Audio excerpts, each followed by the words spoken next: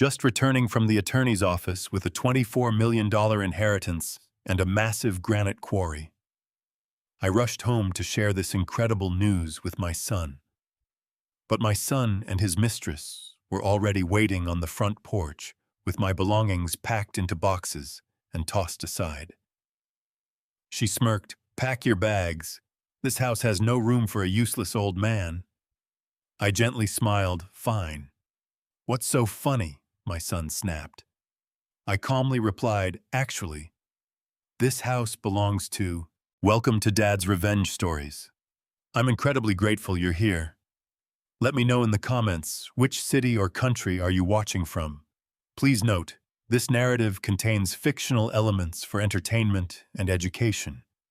Any resemblance to actual names or locations is coincidental, but the lesson is valuable. The call came at 7:43 in the morning, while I was standing in my kitchen waiting for the coffee to finish brewing. I remember the exact time, because I had just glanced at the clock on the microwave, the one Margaret bought the year Julian started high school, the one I had never learned to reprogram after daylight saving time, so it always ran an hour ahead of the world. 7:43 on that clock meant 6:43 in reality. Early even for me. I had been up since 5 the way I always was now, ever since retirement took away the one thing that had reliably pulled me out of bed every morning for 40 years. My name is Arthur Calloway. I am 68 years old, and until that February morning, I would have described my life as quietly finished, not unhappily. Just finished the way a long meal ends. You push back from the table, you feel the weight of everything you consumed, and you sit there not quite ready to stand up. I had been a builder. Not the kind who draws plans in an air-conditioned office. The kind who pours concrete in January, who learns to read weather by the smell of the air, who carries the weight of other people's futures on his back one board at a time. I had built houses, commercial buildings, 2 schools, and 1 small bridge on the eastern edge of Westchester County that I still drove past, sometimes, just to see it standing. 3 years ago, my knees decided I was done. I listened to my knees. My wife, Margaret, passed 5 years before that. Pancreatic cancer 7 weeks from diagnosis to the end. Fast enough that the cruelty of it was almost merciful. I still set 2 coffee mugs out every morning out of habit, then put one back. Some habits outlast their reasons. I have 2 children. Sarah, my youngest, is a school counselor in Tarrytown. She calls me every Sunday without fail, shows up at my door unannounced, with groceries twice a month, and has never once in her adult life asked me for anything I wasn't already trying to give. Julian, my oldest, built a construction company from the ground up, the kind of success story that makes other men his age feel insufficient. I had helped him build it every nail, every contract, every crisis. But that is a longer story, and it belongs to the hours that came after. The phone number was a Manhattan area code I didn't recognize. Normally, I let unknown numbers go to voicemail. Margaret always said I was too suspicious of the telephone. But something I cannot explain it any better than that, just something made me pick up.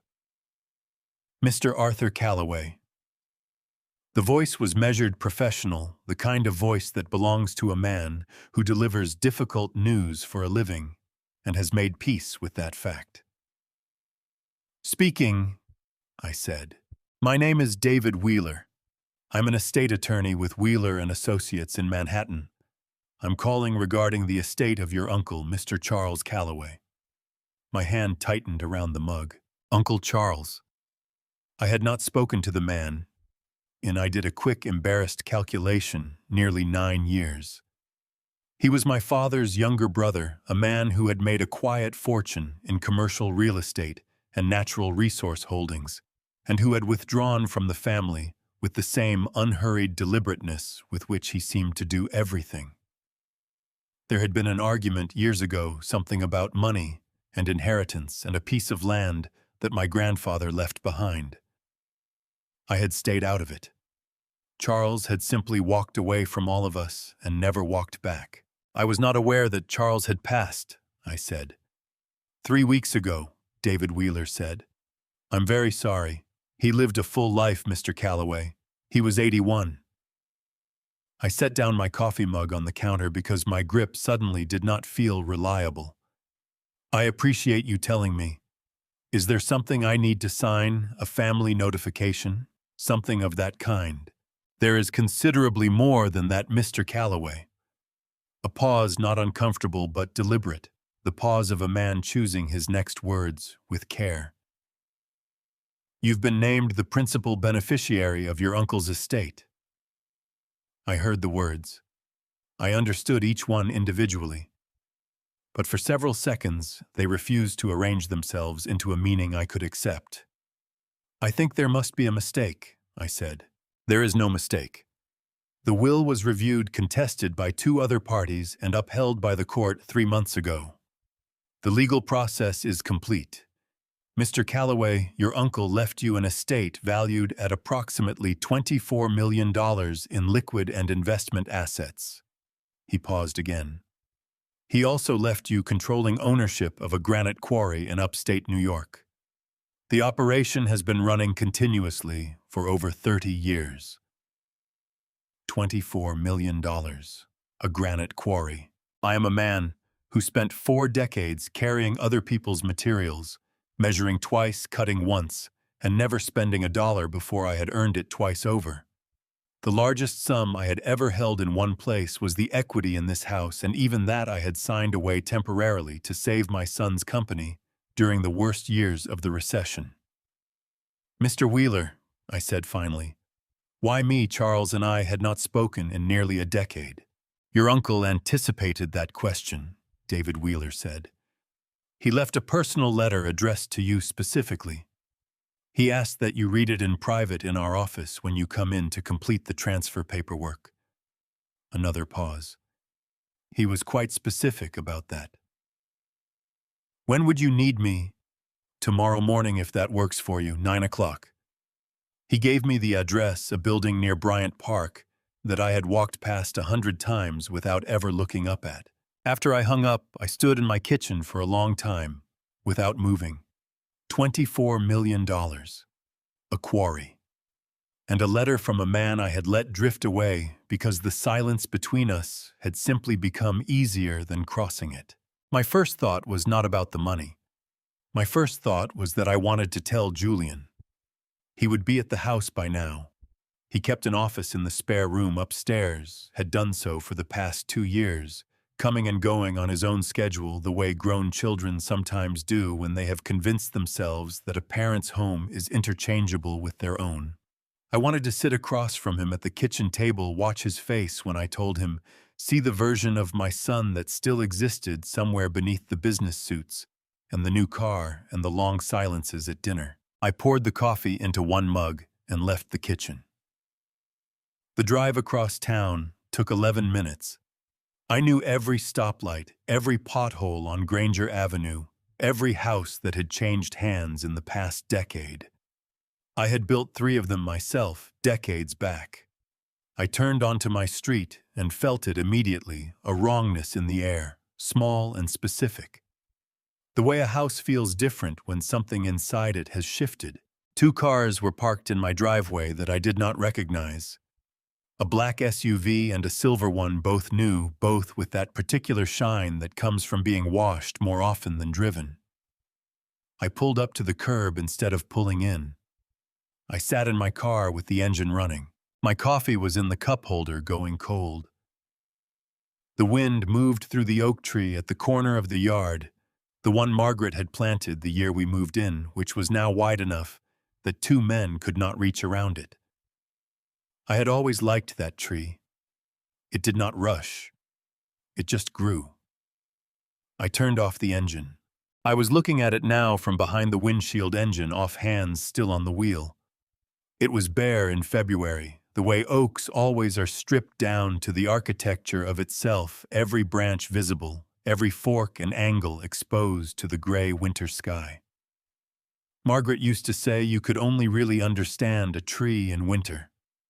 In summer, she said, the leaves hide all the decisions the tree already made. I had never been sure what she meant by that. Sitting in my car that morning staring at those bare branches spreading wide and unhurried above my front yard, I thought I was beginning to understand. I had built this house in 1987. Not hired someone to build it, built it myself with 2 friends from my crew and a lot of weekend hours that Margaret never once complained about losing. We had poured the foundation in October, which any builder will tell you is a gamble in the Northeast, because the ground starts doing unpredictable things once the temperature drops. But we made it. The house settled true. Not a single wall ever cracked along the seams. Julian had been 12 that year. He used to follow me around the construction site on Saturdays, picking up scraps of lumber, asking questions I sometimes didn't know the answers to. Dad, why do you put the vapor barrier on the inside of the insulation? Dad, what happens if you get the pitch of the roof wrong? I answered every question I could and told him to remember the ones I couldn't, because those were the ones worth finding out. He carried a small notebook in his back pocket that whole autumn. I had forgotten about that notebook until right now, sitting in my car in front of the house we built together, without him knowing that's what we were doing. 40 years is a long time to love someone without keeping score. Margaret warned me about that, not because she thought I was wrong to love Julian the way I did, but because she saw something in him that I refused to see for longer than I should have. She had a gift for that, for seeing the shape of a person's character, the way she saw the shape of a tree in winter. The leaves never fooled her. When Julian was 24, he told me he wanted to start his own construction company. He had been working for a regional contractor for 2 years, learning the business end of things, and he had decided he was ready. I thought he was probably 2 years too early, but I also remembered being 24 and certain about everything, so I kept that opinion to myself. I gave him $40,000. Every cent of it came from the account Margaret and I had been quietly building since Sarah was born, the account we never named out loud, because naming it would have made it feel like a dare. Julian paid it back inside of 4 years, with interest I told him not to bother with. He bothered anyway. I had respected him for that. For the first decade, the company grew the way honest businesses grow slowly, through reputation, through showing up when you said you would, and doing what you said you'd do. Julian had a talent for reading clients, for making people feel like their project was the only one he cared about. Maybe it was true in those early years. I'd like to think it was. Then the recession hit. I remember the phone call the way you remember the weather on the day something permanent happens.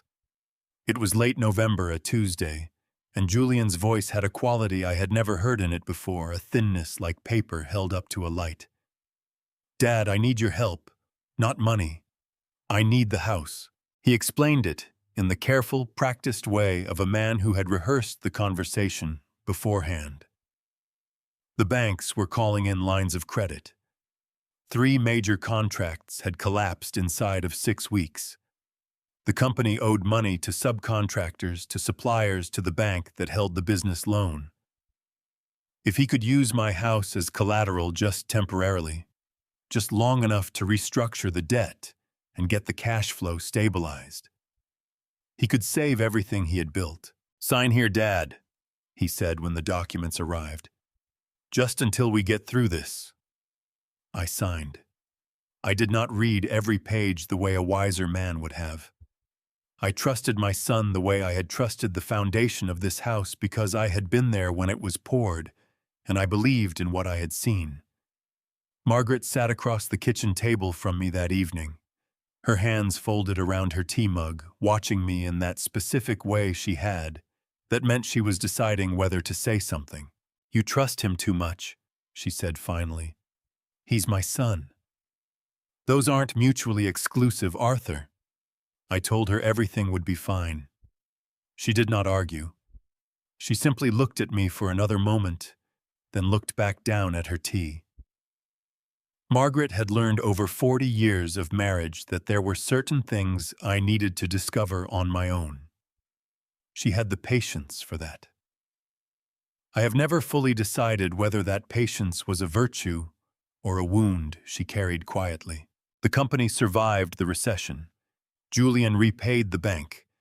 The collateral was released. Life moved forward with the particular momentum that follows a crisis, faster than before, louder, full of the specific energy of people who have narrowly escaped something and have not yet processed what that escape cost them. He never mentioned transferring the deed back, and I never asked. Not because I had forgotten. I had not forgotten. But because asking would have required me to say out loud that I was uncertain that somewhere in the pile of documents I had signed in those panicked weeks, something might not have been returned to its proper order. Asking would have meant admitting that I had trusted blindly, and that blindness might have had consequences. It was easier in the way that most avoidances are easier to simply not look directly at it. I looked at it now. I sat in my car in front of the house I had built with my own hands on the foundation I had poured in October of 1987, and I looked at it clearly for the first time in 15 years. Then I opened the car door. The cold hit me the way February cold always does in Westchester. Not dramatically, but with a steady insistence, the kind of cold that means business. I stood on the sidewalk for a moment, getting my bearings, and that's when I saw it. On the front porch, stacked beside the railing, I had replaced 3 summers ago, were 4 cardboard boxes. Even from the street, I could see the black marker on the top one, the letters large and deliberate. Arthur. Not Dad. Not Pop, the way Julian had called me until he was 30.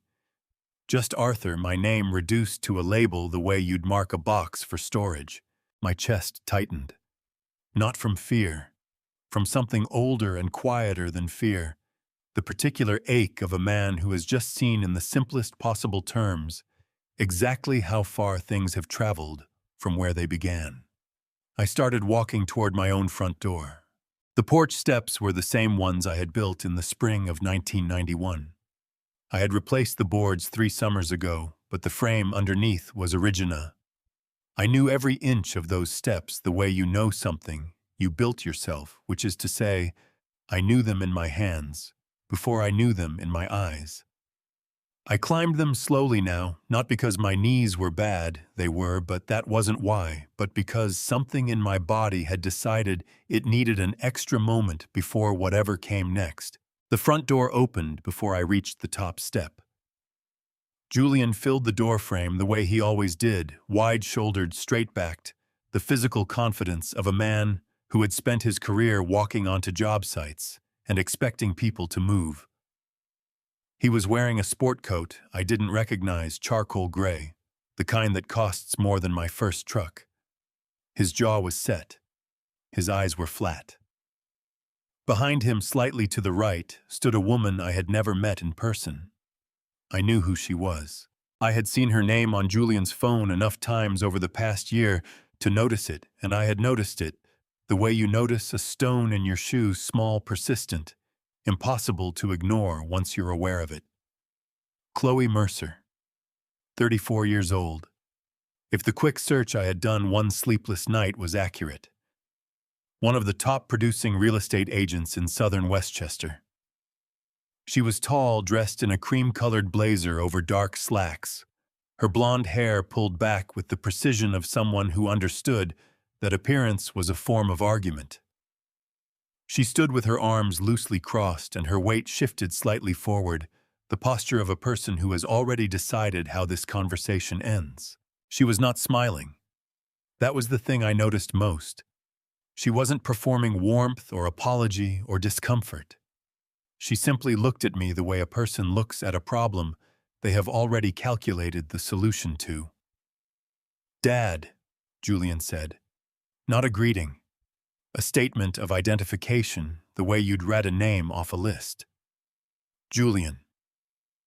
I stopped at the top of the steps and looked at my son. Whose cars are those in my driveway? Something moved across his face too fast to name gone before I could read it. We need to talk. All right. I moved a step past him into the house. He didn't move. Out here, he said.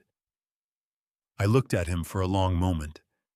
Then I stepped to the side and leaned against the porch railing, the same railing I had sanded and repainted the previous April on a Saturday morning when the weather was perfect and I had nowhere to be.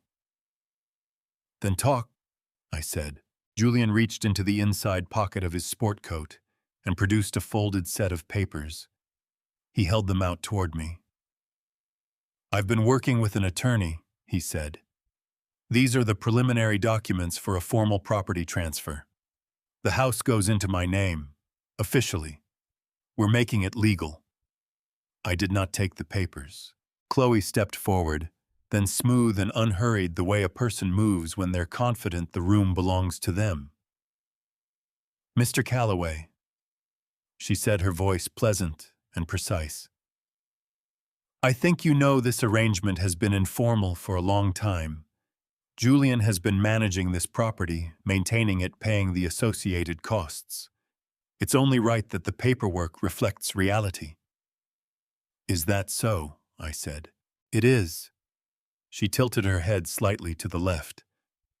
And frankly, this kind of ambiguity isn't good for anyone. It creates complications. I looked at Julian. Is she speaking for you now? His jaw tightened. She's helping me handle this. Handle this, I repeated. I let those two words sit in the cold air between us for a moment. Julian, I built this house. I poured the foundation. I framed every wall. Your mother planted that oak tree in the front yard the year we moved in. What exactly are you handling? Dad, don't. Chloe's voice sharpened just slightly, like a blade being turned to show its edge. Mr. Calloway, I'm going to be direct with you because I think that's more respectful than dancing around it. Julian has outgrown this arrangement. This property needs to move forward, and that means it needs to move into his name legally and completely. Your things have been packed. She gestured toward the cardboard boxes stacked beside the railing. We've been thorough. I looked at the boxes. 4 of them sealed with brown packing tape, my name on each one in the same black marker. Someone had packed my belongings. Someone had gone through my drawers, my closet, my shelves, and made decisions about what constituted the sum of my life in this house. My hands closed around the porch railing. Where is Margaret's china? I asked. Julian looked away. That small movement, just his eyes sliding toward the yard away from me, hit harder than anything he could have said. In storage, he said. The photographs from the hallway. Storage. The tools in the garage. Chloe made a small sound, not quite a sigh, the sound of someone managing their patience. Mr. Calloway, things can be retrieved. What we need to focus on right now is, I am focused, I said quietly. I looked at my son. He was still looking at the yard. Julian, look at me. He did. And in his face I saw something that I recognized because I had felt it myself in the worst moments of my life, the expression of a man who knows he is doing something wrong and has decided that going forward is easier than turning back. Pack your bags. Chloe's voice had gone flat and final. This house doesn't need a useless old man taking up space. You have what you need in those boxes. I'd like you off this porch before dinner. The words landed the way cold water does sudden total impossible to pretend you didn't feel. Across the street, I became aware of a presence I had noticed only peripherally until now. Gerald Murphy was standing on his own front porch, a coffee mug in one hand and his cell phone in the other. Gerald was 74 years old, a retired carpenter who had lived in that house since before Julian was born. We had drunk coffee together on Saturday mornings for 20 years. He was not looking at his phone. He was looking at me, and he was not putting his phone away. I turned back to Julian and Chloe. Julian's eyes were on the middle distance, focused on nothing, the specific way a person looks when they are working very hard not to feel what they are feeling. Chloe was watching me with that steady, calculating patience. My right hand was still on the railing. I could feel every grain of the wood under my palm. I had sanded this railing myself. I had painted it twice. And then, without fully deciding to, I smiled. Not a bitter smile, not a performance. Something quieter than either of those, the smile of a man who has just remembered something important that everyone else in the conversation has completely forgotten. Julian's eyes came back to my face. "What's so funny?" he said, and his voice had an edge to it now, the defensive sharpness of someone who doesn't like being the only one in the room without information. I looked at my son. I looked at Chloe. I looked at the 4 boxes with my name on them sitting on the porch of my own house. "Actually," I said, "there's something we should probably discuss first." Julian's eyes narrowed. "What does that mean?" I did not answer immediately. I looked past him at the front door, the door I had hung myself, in the spring of 1988, solid oak 6-panel, the kind of door that costs twice what a builder would normally spec, because I wanted something that would last. It had lasted. 37 years, 2 coats of paint, 1 new set of hinges when the originals began to sing in cold weather. It was still true in its frame. Still mine. 15 years ago, I said, when the recession hit and your company was 3 weeks from bankruptcy, you called me on a Tuesday night. Do you remember what you asked me? Julian's jaw shifted. "Dad, this isn't..." "Do you remember?" A muscle moved in his cheek. "I asked you to help. You asked me to put this house up as collateral, to sign it over temporarily so you could restructure the debt with the bank and keep the company alive." I kept my voice level the way I had learned to keep it on job sites when something had gone wrong, and panic was the most expensive possible response. "I signed whatever your attorney put in front of me, because you were my son and your company was going under and I trusted you." Chloe had gone very still. She was looking at Julian now, not at me, and her expression had shifted, the certainty draining out of it slowly, like water finding a crack. "Arthur," Julian said, and his voice had changed, the business tone falling away to reveal something younger and less certain underneath. "That was handled. The bank released the collateral when we paid off the restructured loan. The attorney said..." "What did the attorney say, Julian?" I asked. "Specifically." He opened his mouth, closed it. "The collateral was released from the loan," I said. "That is true. The bank no longer has a claim on this property. But releasing collateral from a loan and transferring a property deed are 2 entirely separate legal actions. A deed transfer in the state of New York requires a signed instrument, a quitclaim deed, or a warranty deed, notarized and recorded with the county clerk's office." I let that sit for a moment. "I never signed a deed transfer. Not 15 years ago. Not at any point since. Which means this property has been recorded in my name with Westchester County from the day I filed the original deed in 1987 to this morning. The silence that fell was different from the silences before it. This one had weight." Chloe turned to Julian with the controlled precision of someone managing a very strong reaction. "You told me this was settled," she said. Her voice was quiet, which made it more dangerous than if she had shouted.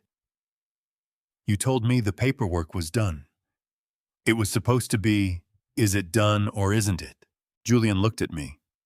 In his face I saw the moment a man stops calculating and starts simply standing in what he has created.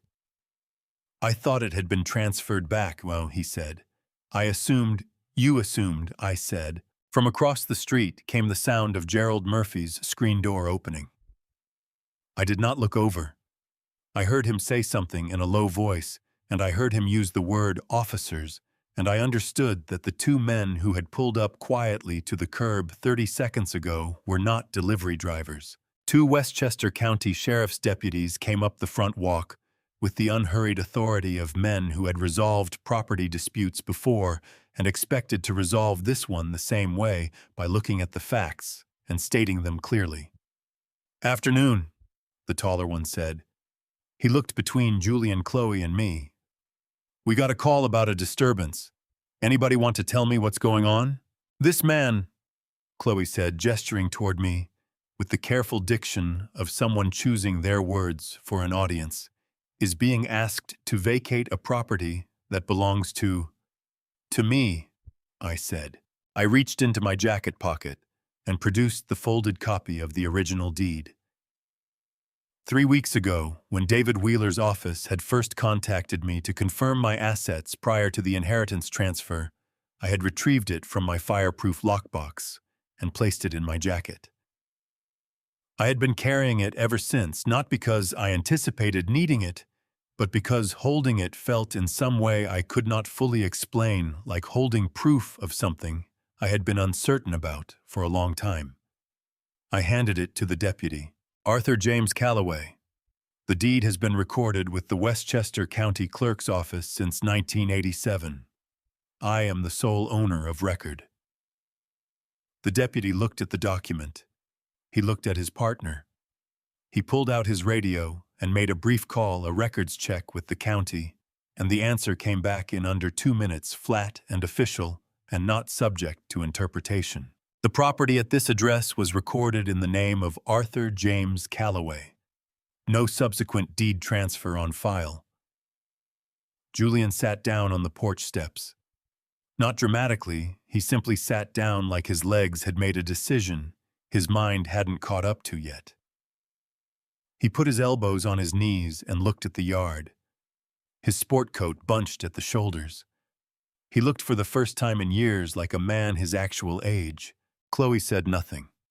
She stood with her arms at her sides and looked at the middle distance, recalculating something I couldn't see. I picked up my jacket from the porch railing where I had set it down. I walked to the front door. I reached into my right pocket for my key, the same key I had carried for 31 years, brass worn smooth on one side from living in my pocket, and I put it in the lock. It turned with the sound I had heard 10,000 times. I pushed the door open and stepped inside.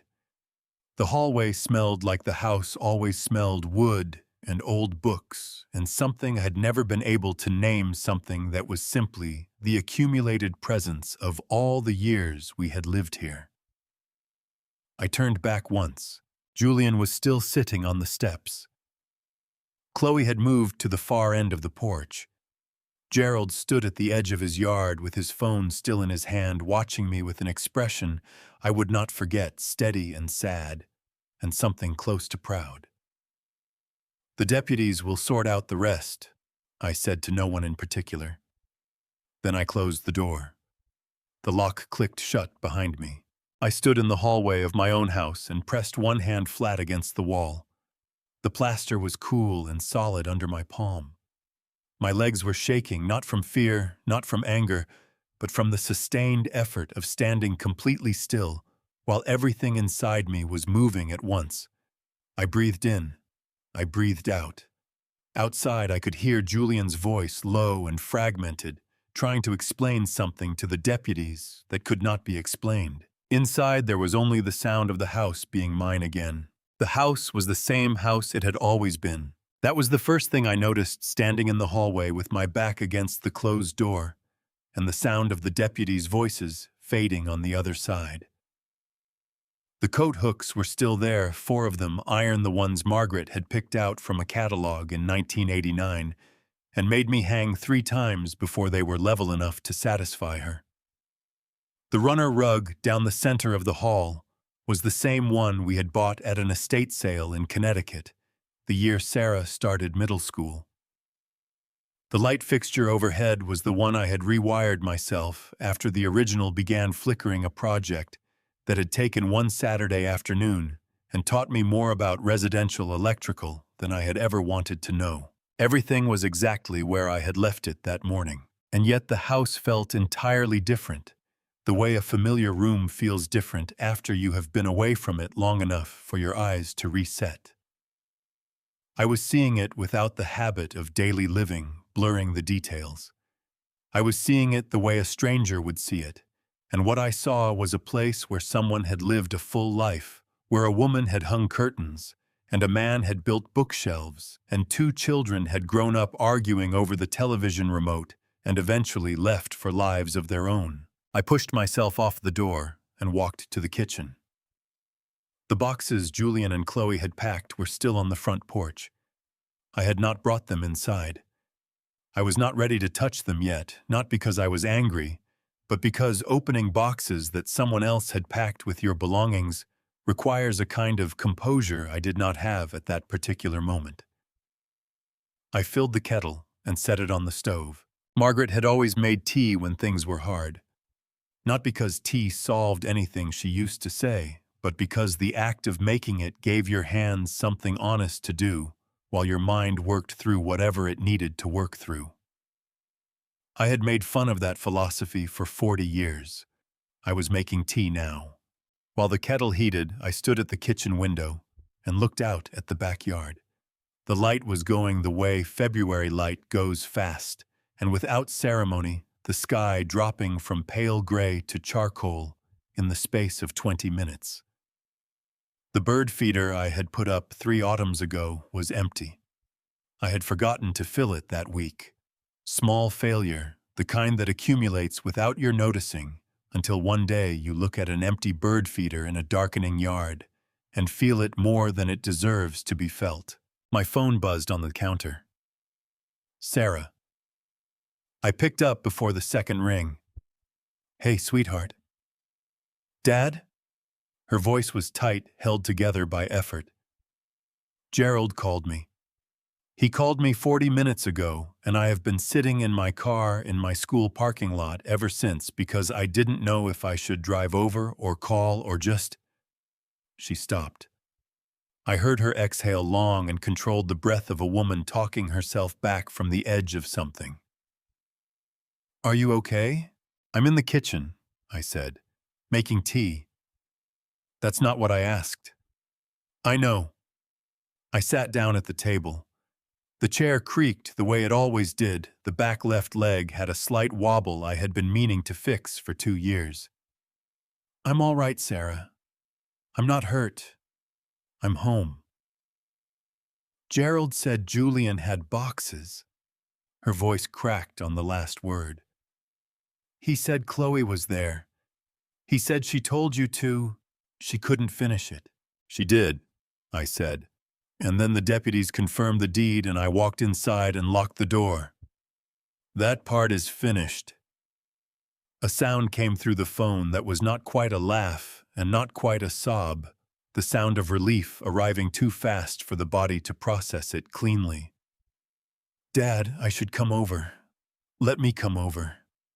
Not tonight. Why not? I looked around the kitchen, the empty mug across from mine that I had set out by habit, and not yet put back the shopping list on the refrigerator, in Margaret's handwriting, that I had never been able to throw away the window above the sink, that rattled in winter, and let in a cold thread of air I could feel from across the room. Because I need one night to just sit in this house and remember that it's mine, I said. I need one night where no one needs anything from me and I don't have to hold myself together for anyone else's sake. Do you understand that? A pause. Yes, Sarah said quietly. I understand that. Tell me how you are. I'm furious, she said with a directness that made me almost smile. I have been furious for about 45 minutes, and I expect to remain furious for some time. That's fair. Dad. Her voice dropped. I never trusted him. I need you to know that. I never trusted the way he talked about the house, the way he talked about you. I should have said something sooner. I should have, Sarah. I kept my voice gentle. You didn't do this. Don't carry it. You always say that. Because it keeps being true. She was quiet for a moment. I could hear the particular quality of that quiet, the quiet of someone choosing between several things they want to say and deciding on none of them yet. "What happens now?" she asked finally. "Tomorrow morning I have an appointment in Manhattan," I said, "with an attorney." Another pause longer this time. "The inheritance," she said.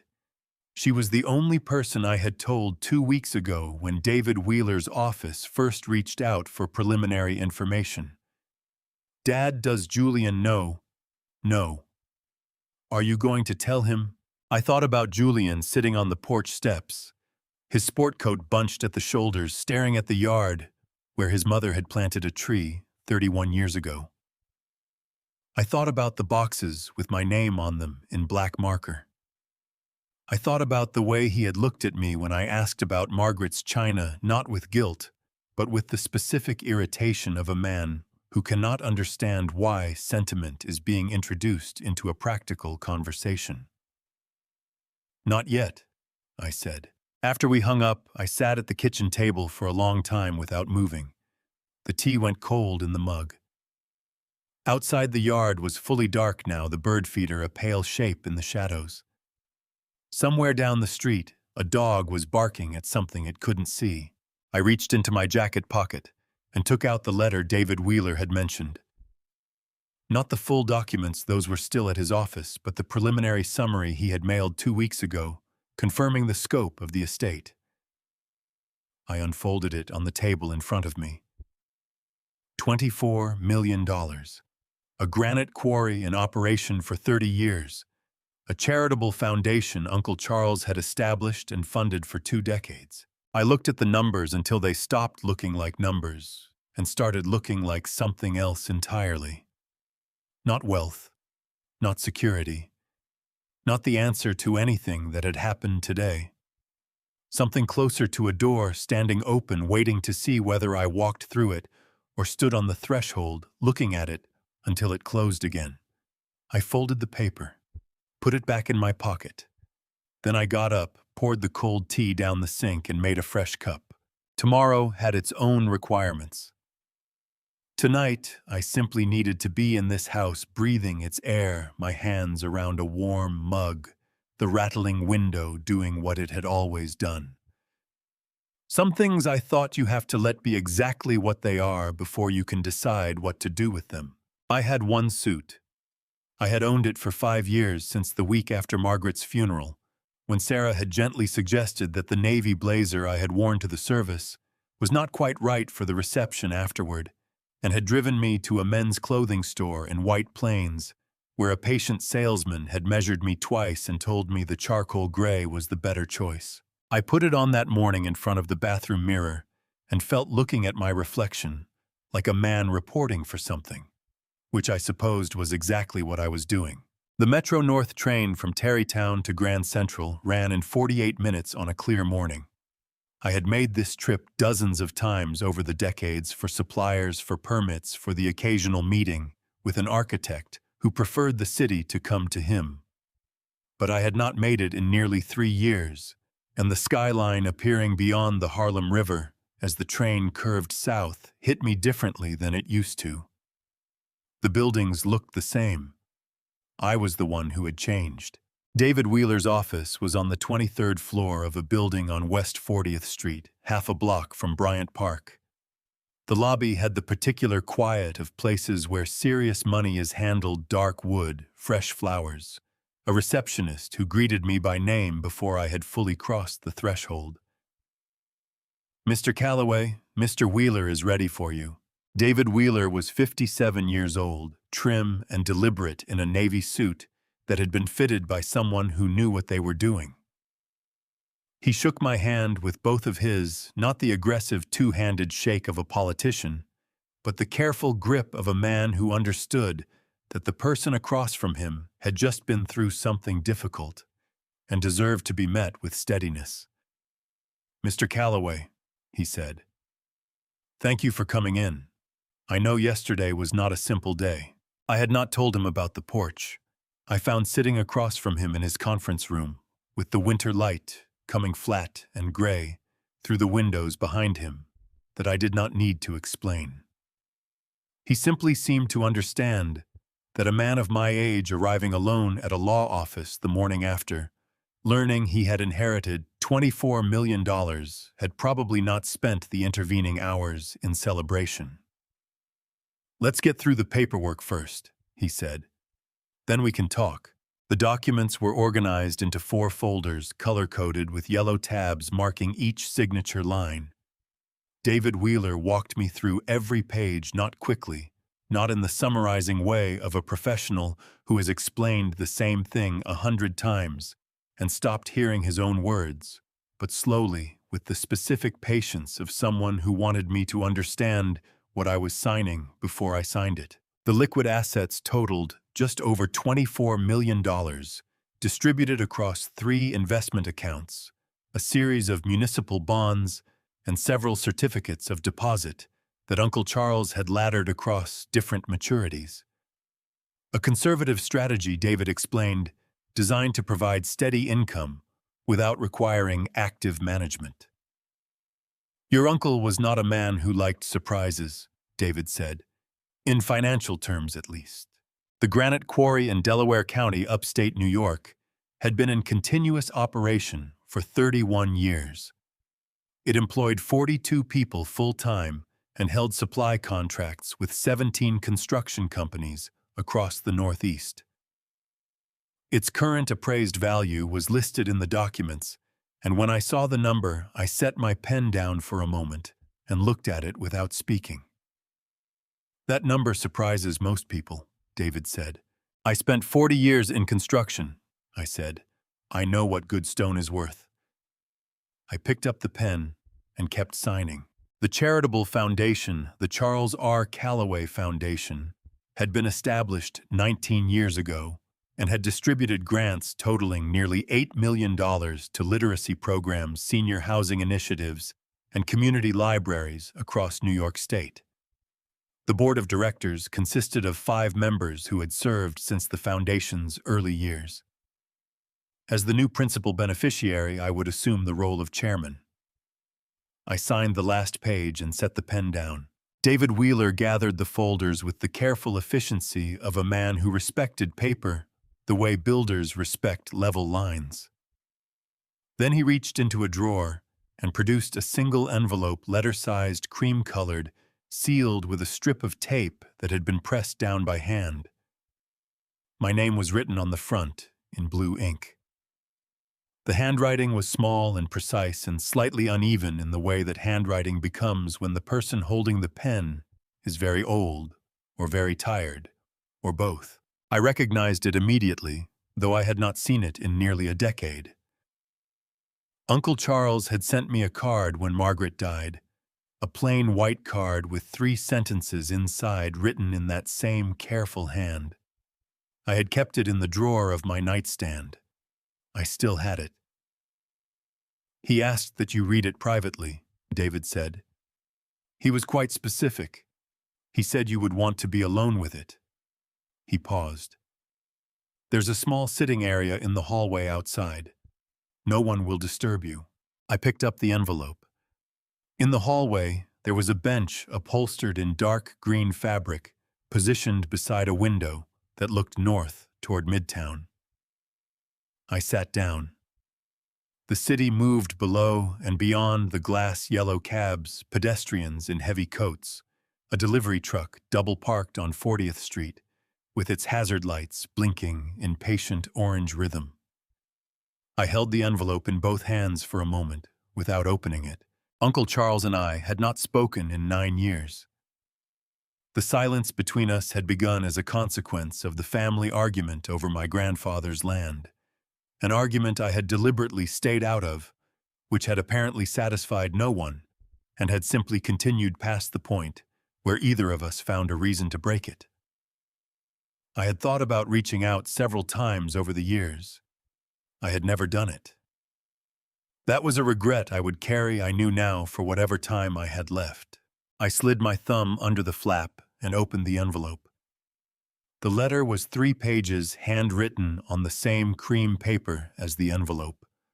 The date at the top was 11 months ago. He had written it almost a year before he died on a Thursday in March, which told me he had known the end was coming and had decided to use the time deliberately rather than spend it pretending.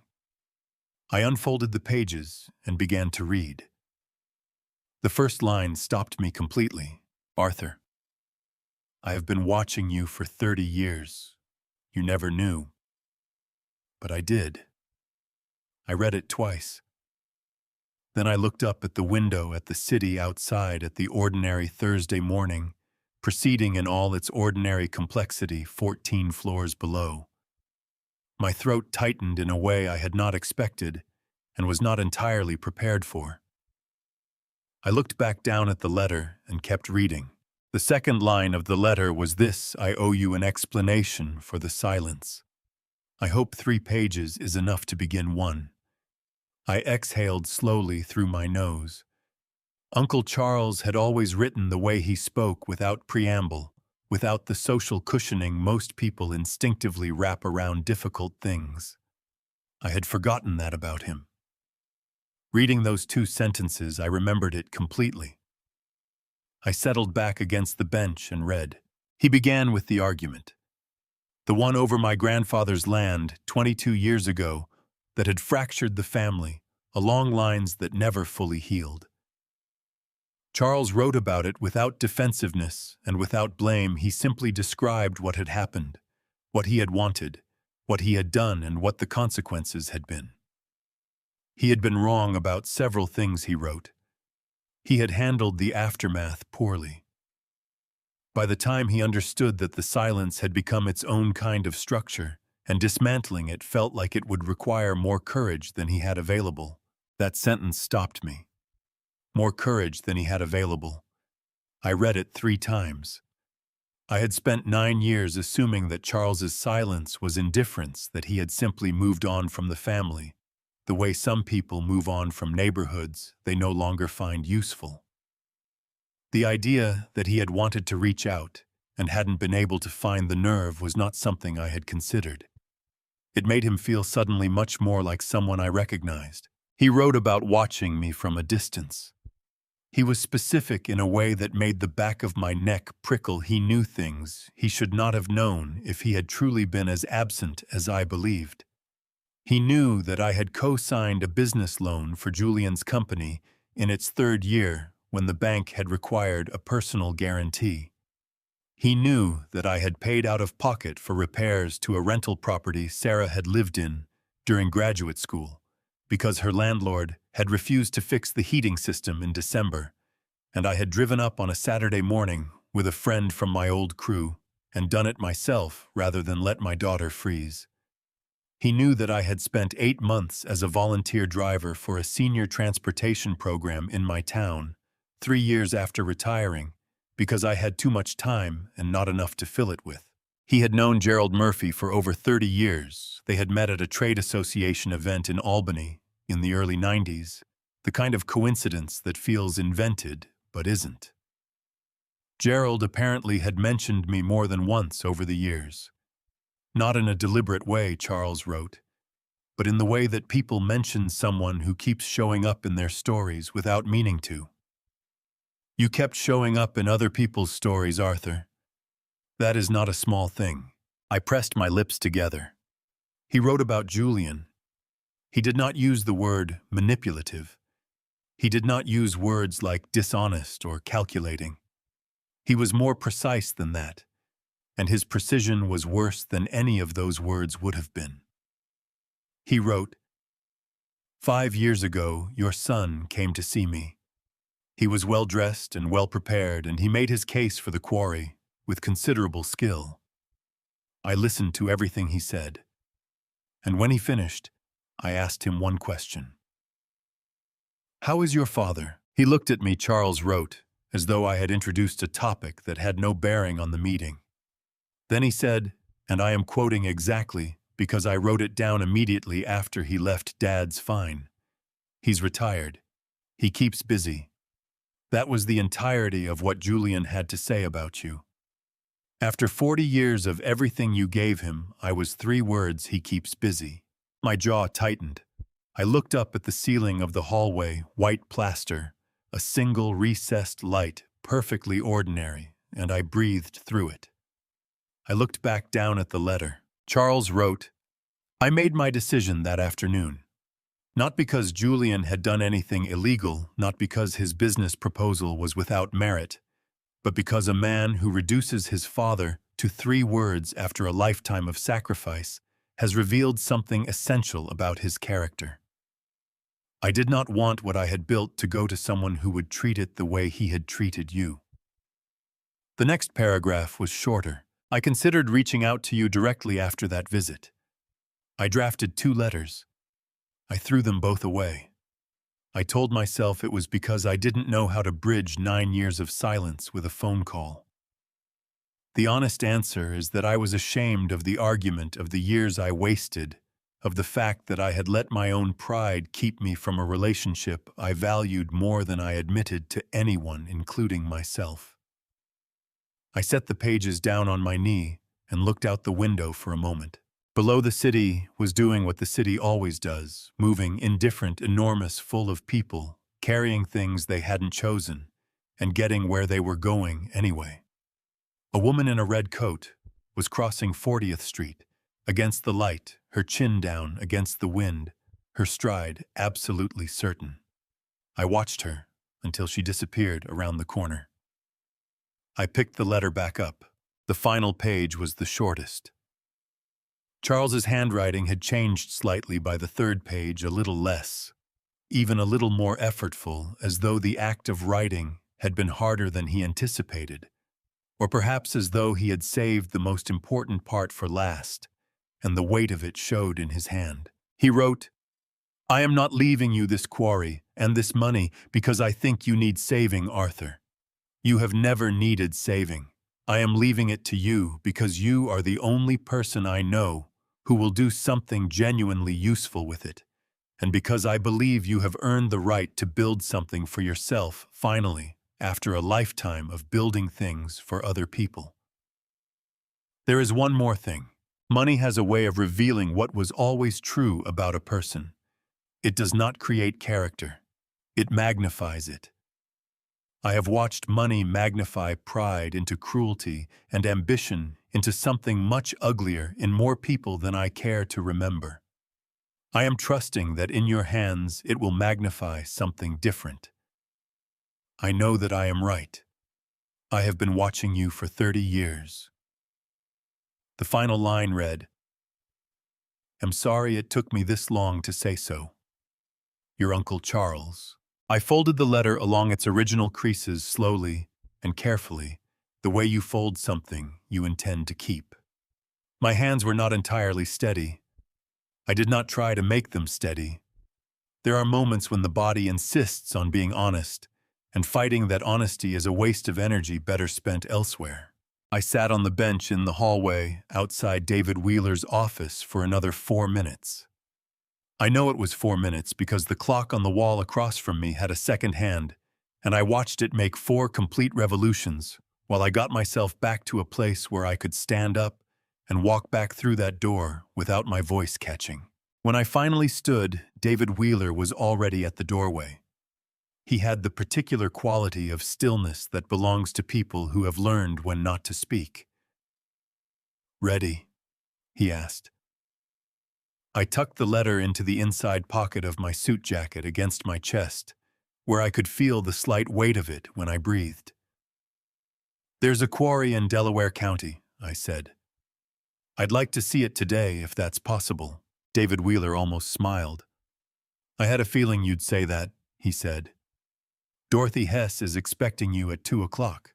Delaware County sits in the western foothills of the Catskill Mountains, in a part of New York State that most people from the city know only as a direction upstate. They say the way people say it, when they mean anywhere that isn't here. The drive from Manhattan took me 2 hours and 40 minutes on roads that started wide and busy and gradually narrowed into something quieter and more honest, the kind of 2-lane highway where the speed limit drops to 35 through small towns, and people actually observe it. I had worked with stone from this region for 30 years. Catskill, bluestone for patios and walkways. Delaware County granite for foundations and commercial facades. I knew its color and its grain, and the particular way it held up under freeze-thaw cycles that destroyed cheaper materials. I had specified it in contracts, argued for it with clients who wanted to cut costs, watched it go into buildings that were still standing decades later. I had never known where it came from in any specific sense, only that it came from up here, from this quiet part of the state, where the hills rolled in long, slow curves, and the trees were bare and gray in February, and the light had a quality that felt older than the city light I had left behind. The quarry entrance was marked by a plain green sign, Callaway Stone Operations. No logo, no slogan, just the name and a left-pointing arrow. I turned in. The access road ran for nearly half a mile through a stand of bare hardwoods before opening into a broad working yard. The scale of it stopped me. I had imagined something modest, a family operation, hand-hewn, the kind of small enterprise you find tucked into the hills of upstate New York and run by 3 generations of the same family. What I found instead was a serious industrial operation, 2 large processing buildings, a fleet of equipment that included excavators and loaders, and a stone-cutting facility I could hear running from the parking area, and a main office building made appropriately enough of the same pale gray granite that came out of the ground beneath my feet. A woman was standing outside the office door when I pulled in. She had her arms crossed against the cold and was watching my car with the patient attention of someone who had been waiting long enough to stop being impatient about it.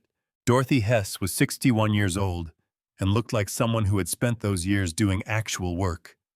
She was not tall, but she stood as though she were shoulders square, chin level, the posture of a woman who had decided a long time ago that she was not going to apologize for taking up space. Her hair was silver and cut short and practical. She wore a barn coat over work clothes and boots that had seen real use. When she shook my hand, her grip was the grip of a person who meant it. "Mr. Callaway," she said. "You look like him. Like Charles, around the eyes." She studied my face for a moment, with the directness of someone who had earned the right to look at people plainly. He had that same quality of paying attention when most people are just waiting to talk. She turned toward the door. "Come inside. I'll make coffee and show you what you own." The office was functional and uncluttered, a large desk covered in organized papers, a wall of filing cabinets, a whiteboard with production numbers written in blue marker, a coffee maker that had clearly been in continuous service for many years. On the windowsill, incongruously, was a small collection of polished stone samples in varying shades of gray and rose and cream. They caught the afternoon light and held it. Dorothy poured 2 mugs without asking how I took mine, set one in front of me, and sat down across the desk. 22 years, I said, looking around the office. 22 years, 4 months, and about 11 days, she said. "Not that I'm counting." She wrapped both hands around her mug. "Charles hired me away from a competing operation in Greene County, offered me the same salary, and said the work would be more interesting. He was right on both counts." "What made it more interesting?" She looked at me steadily. "He cared about how it was done, not just how much came out of the ground. That's rarer than it should be in this industry." She paused. "I'm telling you this because it's relevant to what I need to tell you next, and I want you to understand who Charles was before I tell you what your son did." I set my mug down. Dorothy did not look away from my face. She was watching me the way someone watches a structure they're not sure will hold the load, not unkindly, just carefully. "5 years ago," she said, "a man came to this office. Drove up from Westchester in a very clean car, dressed like he was meeting a bank. He said his name was Julian Callaway, and that he was Charles's nephew, and that he was interested in acquiring the quarry." "I know," I said. "Charles mentioned it in his letter." Then you know Charles turned him down. He did. Dorothy nodded slowly. What Charles's letter probably didn't tell you is what happened in the room while they were talking. She leaned forward slightly. I was here. Charles asked me to stay. He didn't say why, but I think now that he wanted a witness. Julian gave his pitch. It was good technically. He knew the numbers, knew the market, made a reasonable case for what he'd do with the operation. She paused. And then Charles asked him how you were. He told me 3 words. He keeps busy. Dorothy said it flatly, the way you repeat something that still bothers you. I watched Charles's face when Julian said that. Charles didn't react. He just thanked Julian for coming in and stood up, which is how Charles ended meetings he was done with. She picked up her mug. After Julian left, Charles sat down and didn't say anything for about 2 minutes. Then he said, Dorothy, get me the name of a good estate attorney. That was all. The coffee maker on the counter made a sound, a final settling hiss, the last of a cycle completing itself. Neither of us spoke for a moment. He never told me what he was planning, Dorothy continued. He didn't discuss his personal decisions, but I understood what that phone call meant, and when his attorney contacted me 3 weeks ago to say you were coming, I was not surprised. She looked at me directly. I want to tell you something. Mr. Calloway and I need you to take it as it's meant. Go ahead. I have worked for 2 quarry owners in my life. Charles Calloway was the first. He was difficult and private, and sometimes infuriating, and absolutely trustworthy in every way that mattered. She held my gaze. When David Wheeler told me who was inheriting this operation, I looked you up. I talked to Gerald Murphy. Charles had his number in his address book, so I had it too. Gerald told me about you for 45 minutes without me asking more than 2 questions. A pause. I am prepared to give you the same 22 years I gave Charles, if you want them. The afternoon light through the office window had gone the pale gold of late winter. The kind of light that doesn't warm anything, but makes everything it touches look considered. Outside, I could hear the processing facility still running, the steady mechanical sound of stone being cut and shaped material being moved from the ground into something useful. I had spent 40 years doing exactly that. Moving material, building things. Show me the operation, I said. All of it.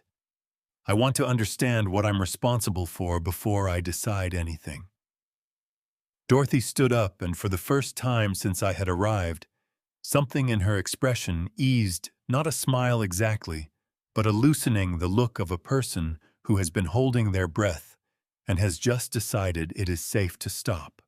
That, she said, pulling on her barn coat, is exactly what Charles would have said. We walked out into the cold together toward the sound of the stone. The lights were on when I pulled into the driveway. Not just the porch light, every window on the ground floor was lit warm and yellow against the February dark, the way the house used to look on winter evenings when the children were small. And Margaret kept the kitchen bright because she said darkness had no business being inside a home if you could help it. I sat in the car for a moment, just looking at it. 2 days ago, I had come home to boxes on the porch, and my son's back turned toward me. Tonight, I came home to lit windows and the particular comfort of knowing someone was inside who wanted to be there. Sarah had a key. She had always had a key. I had given it to her the week after Margaret died, not because I thought I would need her to let herself in, but because I needed her to have it, to know that the door was open to her in every sense I could make literal. She had used it maybe a dozen times in 5 years, always with a text message first that said something like, "Heading over, need anything." Tonight, she had not texted. She had simply come. The smell hit me when I opened the front door. Chicken soup, not the kind from a can, the real kind, the kind that takes 3 hours and makes the whole house smell like something is being repaired. Margaret's recipe, which Sarah had written down in a small green notebook the year she left for college in her careful teenage handwriting, every measurement exact. I stood in the hallway for a moment with my coat still on. "I heard the car," Sarah called from the kitchen. "Sit down, it's almost ready." She was standing at the stove when I came in, her back to me stirring something in the pot Margaret had bought at a kitchen store in Rhinebeck on a Saturday trip we had taken for no particular reason other than the weather was good, and we had nowhere to be. Sarah was 36 years old and looked from behind startlingly like her mother, the same way of holding her shoulders, the same slight tilt of the head when she was concentrating. I pulled out my chair and sat down. "You didn't have to do this," I said. "I know." She did not turn around. "The boxes from the porch are in the guest room. I brought them inside this afternoon. I didn't open them. I thought you'd want to do that yourself." "Thank you. I also fixed the window in the hallway, the one that rattles." She tapped the wooden spoon against the side of the pot. Gerald had the right size weather stripping in his garage. It took 20 minutes. I looked at the back of my daughter's head and felt something that I did not immediately have a word for, something between gratitude and the specific ache of recognizing too late and too clearly that the right people had been beside me all along. "How was the quarry?" she asked, ladling soup into 2 bowls. "Larger than I expected. The woman who runs it, Dorothy Hess, she's been there 22 years. She knew Charles well." I paused. "She told me about Julian's visit, 5 years ago." Sarah set the bowls on the table and sat across from me. Her expression did not change, but something behind her eyes went very still. "What did he do?" I told her. "All of it. Julian's pitch.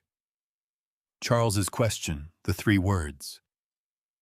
Sarah listened without interrupting, which was one of her particular gifts, the ability to receive difficult information without deflecting it or softening it before it had a chance to land properly. When I finished, she picked up her spoon and looked at her soup for a moment. "He went up there to take something," she said quietly. "Even then. Even from Charles." "Yes. And Charles saw it. Clearly enough." She nodded slowly. We ate for a while without talking, and the soup doing exactly what Margaret had always said good soup was supposed to do, making the inside of a difficult day feel slightly more manageable. "I want to talk to you about the foundation," I said eventually. Sarah looked up. "The Charles R. Calloway Foundation has been running for 19 years. Literacy programs, senior housing grants, community libraries. The current board has 5 members who have been there since the beginning." I set my spoon down. "I need an executive director. Someone who understands what it means when a person needs help before they've figured out how to ask for it." Sarah's eyes stayed on mine. "Dad, you have spent 12 years as a school counselor," I said. "You know which children are falling through before their teachers do. You know how to talk to a family that is too proud to admit they need assistance. You know how to sit with someone in the worst moment of their year and make them feel like the worst moment is not the whole story." I leaned forward slightly. "That is not a small skill set, Sarah. That is exactly what a foundation like this needs to be run by." She pressed her lips together. Her jaw was working the way it does when she is fighting back something strong. "I don't know anything about nonprofit governance," she said, "or grant management, or board relations. You can learn those things. You cannot learn the other things. Those you either have or you don't." I held her gaze. "You have them." She looked down at the table. Her hands were flat on either side of her bowl, and I could see that they were not entirely steady. "You're serious," she said. "I don't make this kind of offer to hear myself talk." A sound came out of her that was not quite a laugh, surprised and a little broken at the edges. The sound of someone who has been holding a door shut against something for a long time and has just felt the latch give. She pressed one hand over her mouth for a moment. Then she looked up at me with her eyes full and her chin lifted and said, "Okay, Dad, okay." We sat with that for a moment. We sat with, Then Sarah reached across the table and refilled my soup bowl without asking. And I understood that this was her way of saying something she did not yet have words for, and I accepted it the way it was meant. "There's something else," she said after a while. Her voice had changed quieter now, careful, in a way that meant she was not sure how I would receive what came next. "Tell me, Tommy and Grace?" She set the ladle down. "Julian's kids, your grandchildren." She looked at me directly. "I ran into a friend of mine last week. She knows Julian's neighbor. Apparently Julian told them—" She stopped, took a breath. "He told them you moved away, Dad. He told those two children that their grandfather moved far away because he didn't like it here anymore." The kitchen went very quiet. Tommy was 14. Grace was 11. I had taken Tommy to his first baseball game when he was 6, and he had fallen asleep in the 7th inning, with his head against my arm, and I had not moved for the rest of the game because I did not want to wake him. I had found a smooth gray stone in the backyard and given it to Grace when she was 7, because she had asked me why rocks were so many different colors, and she had put it on her desk and apparently kept it there. Julian had told them I moved away. I pushed back my chair and stood up. I walked to the kitchen window and looked out at the dark backyard for a long moment. And the feeling moving through me was not grief and it was not anger, though it had the heat of both. It was something more specific, the cold, clarifying fury of a man who has just understood that the damage goes further than he thought. "Dad," Sarah said softly, "I'm all right." My voice came out steadier than I felt. I'm all right. I was not all right, but I would be. There is a difference between those two things, and knowing the difference is one of the things that 68 years teaches you if you have been paying attention. I stood at the window until the heat in my chest settled into something I could carry.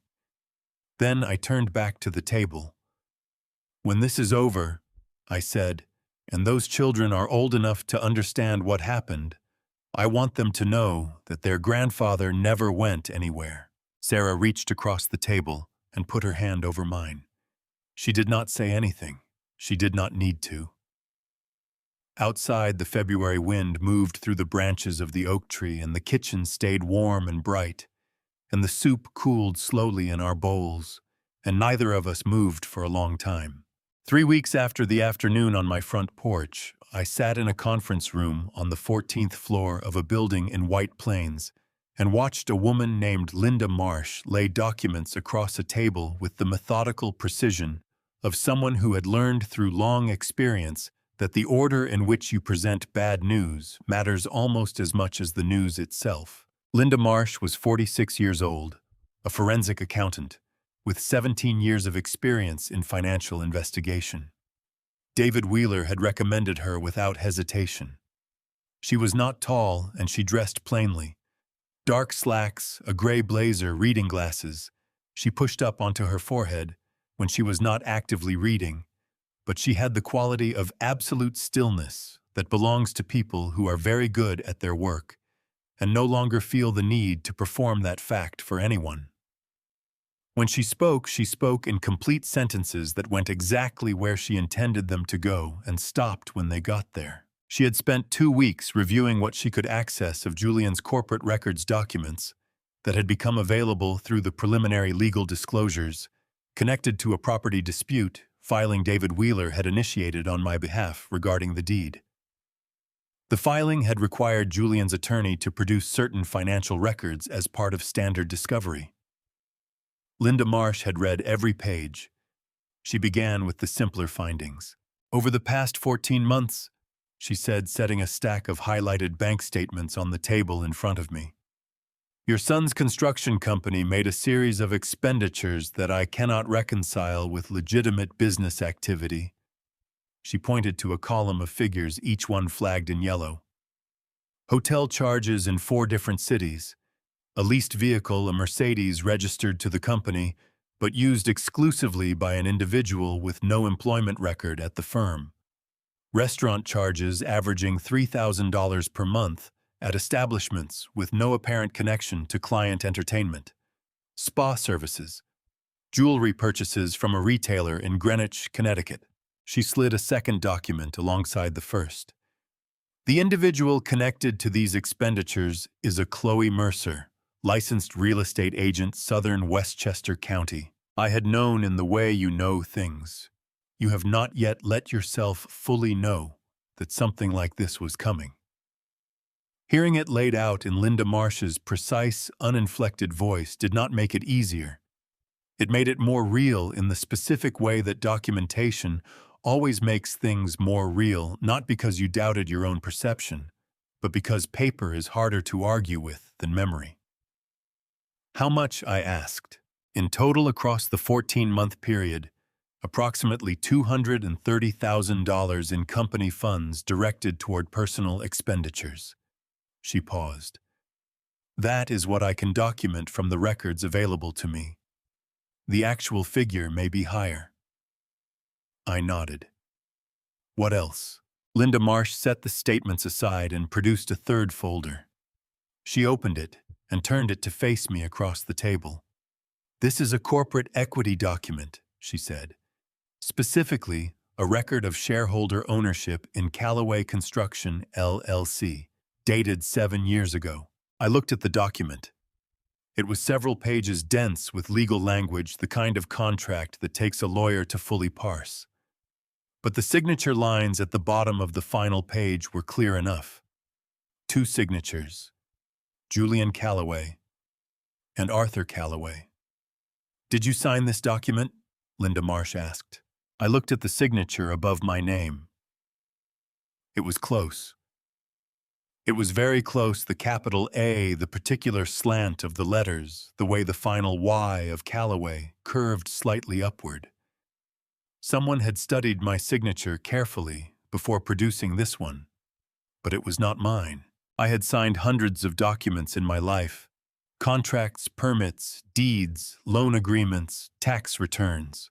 A man who has worked in construction for 40 years develops a relationship with his own signature the way a craftsman develops a relationship with his tools. You know the weight of it.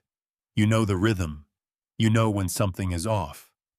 No, I said. I did not sign this. Linda Marsh did not react with surprise.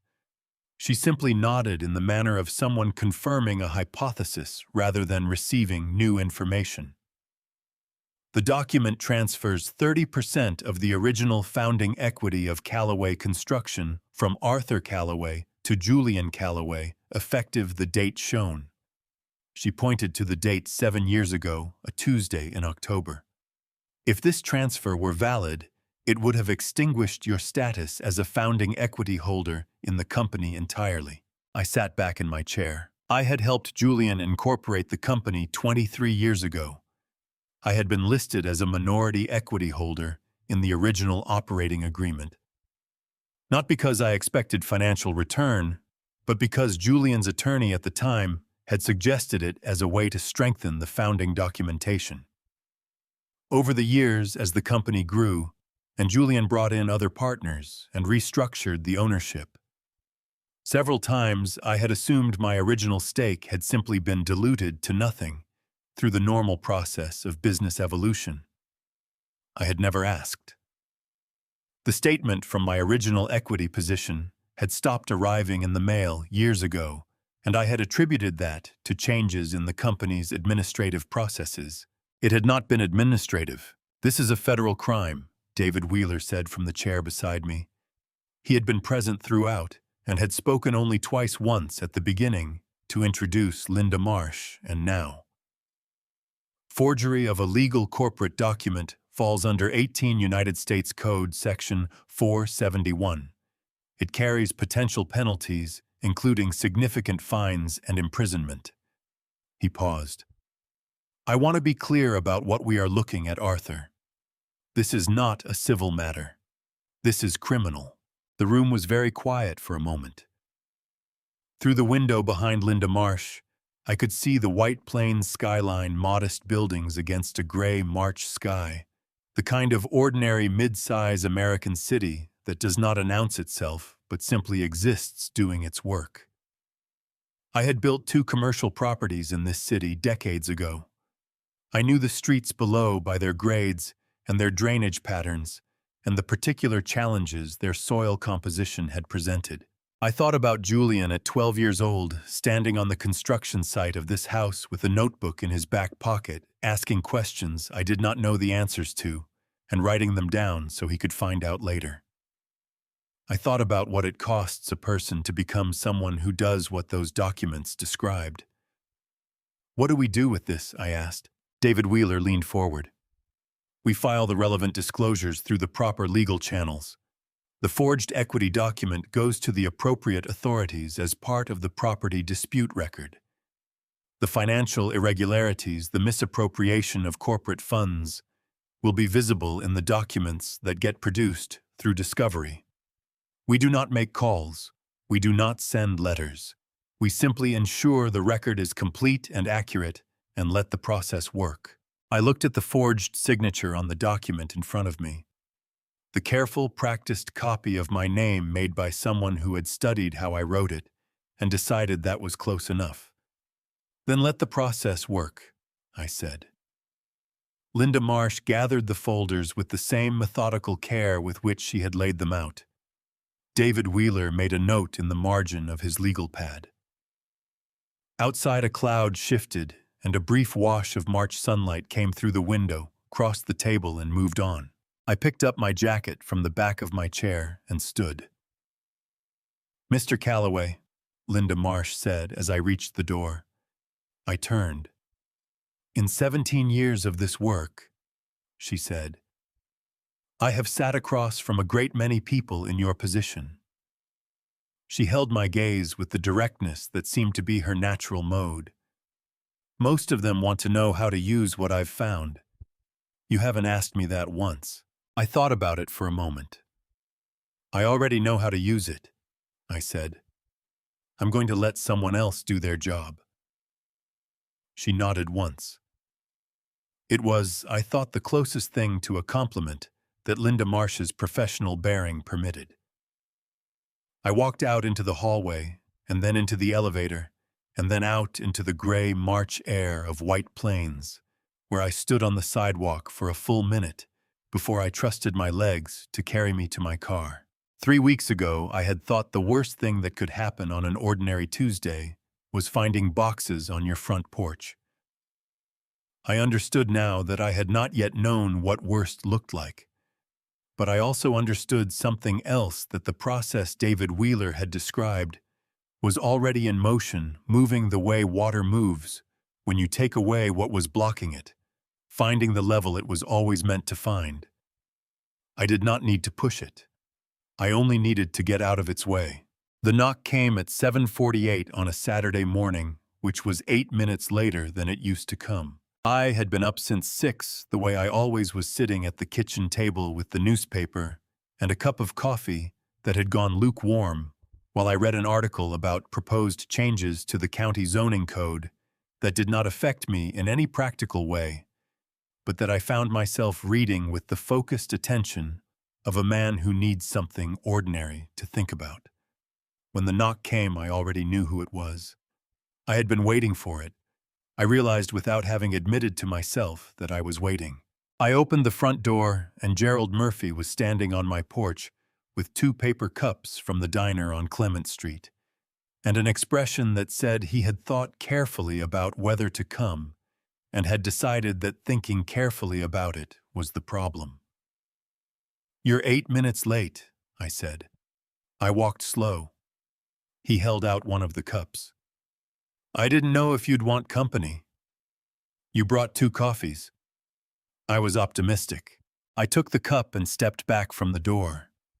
Gerald came in the way he always came in, without ceremony, without looking around to see if anything had changed, moving directly to the kitchen, and sitting down in the chair he had always sat, in the one to the left of the window, where the morning light came in at the angle that suited him. 20 years of Saturday mornings had worn a kind of path between his front door and my kitchen that neither of us had ever discussed or needed to. I sat across from him. We drank our coffee. Outside, a cardinal landed on the empty bird feeder, looked at it with the specific indignation of a creature whose expectations have not been met, and flew away. "I filled that feeder yesterday," I said. "Cardinals are fast." Gerald wrapped both hands around his cup. "How are you doing, Arthur?" "Better than I was." "That's a low bar." "It is," I agreed. "But it counts." Gerald nodded. He had the particular quality of patience that belongs to men who have worked with their hands for most of their lives. The ability to sit with something without rushing it toward resolution. We had been friends for 20 years, in the specific way that neighboring men become friends, not through shared confidences or deliberate cultivation, but through proximity and consistency and the accumulated weight of ordinary mornings. I knew that his wife Eleanor had died 11 years ago of a stroke, that his son worked for the local paper in Tarrytown, that he had once built a canoe from scratch in his garage over the course of 2 winters, and paddled it exactly once before deciding he did not enjoy paddling. He knew things about me that were similarly specific, and similarly useless, and similarly irreplaceable. "I want to tell you something," Gerald said after a while. "Go ahead." He set his cup down and looked at me with the directness of a man who has decided to dispense with the approach and go straight to the thing. "That day when Julian and that woman were on your porch, I called 911 before she finished her second sentence." He paused. "And I filmed it." "I know, I saw you. What you didn't see is that I sent the video to my son that evening." Gerald's jaw tightened slightly. "Not to publish. I want to be clear about that. I sent it to him because I didn't know what was going to happen legally, and I thought it might matter to have a record made by someone who wasn't involved." He met my eyes. He watched it. He said it was his word was disturbing. He asked if I wanted him to run it. "What did you tell him?" "I told him it wasn't my story to run." Gerald picked up his coffee again. "It's your story, Arthur. It always was." My son agreed. "The video stays with him unless you ever decide you want it used for something." The coffee from the diner on Clement Street was the same coffee. It had always been strong and slightly bitter, and served in cups that were never quite big enough, which was why Gerald always ordered 2 each. I drank mine and thought about the word disturbing. I thought about what it meant that a young man who looked at difficult things for a living had watched that footage and landed on that particular word. "The neighborhood knows," Gerald said. It was not a question. I figured. "People have been asking about you. Mrs. Patterson across the street, the Delgados, Tom Whitfield from the hardware store. He said to tell you the offer for help with anything stands, whatever that means, in practice." Gerald looked out the window. "People saw those boxes on the porch, Arthur. People saw that woman." He shook his head slightly. "Nobody who knows you needed to see the video to understand what was happening." I thought about Tom Whitfield, who had sold me the weather stripping for the hallway window decades ago, and whose son had worked one summer on a crew of mine when he was 17. I thought about the Delgados who had brought food to the house for 2 weeks after Margaret died, without ever being asked. I thought about the particular texture of a neighborhood that has known you long enough to have opinions about your character, and what it meant to have those opinions run in your direction. "Gerald," I said, "why did you call the police that day before you knew anything about the deed or the inheritance or any of it? You just called." He looked at me as though the question surprised him slightly. Because you were standing on your own front porch, he said, and someone was telling you to leave it. He shrugged one shoulder, the gesture of a man for whom the explanation is too obvious to require elaboration. That's not complicated, Arthur. That's just what you do. We finished our coffee. Gerald collected both cups and dropped them in the trash under the sink the way he always did, and then he stood at the kitchen door with his coat half on and said, "Same time next Saturday." "I'll have the coffee ready," I said. After he left, I stood at the kitchen window for a while, looking out at the backyard, where the cardinal had returned to the feeder and was now eating with the single-minded intensity of a creature that has gotten what it came for. The March light was thin but present, the particular light of a month that has not yet decided to be spring, but has stopped pretending to be winter. 3 days later, my phone rang at 8:30 in the evening. The number was unfamiliar, not a Manhattan area code, not a Westchester number, but an upstate prefix I recognized from my recent calls with Dorothy Hess's office. It was not Dorothy. The man on the line introduced himself as the project manager for Callaway Construction.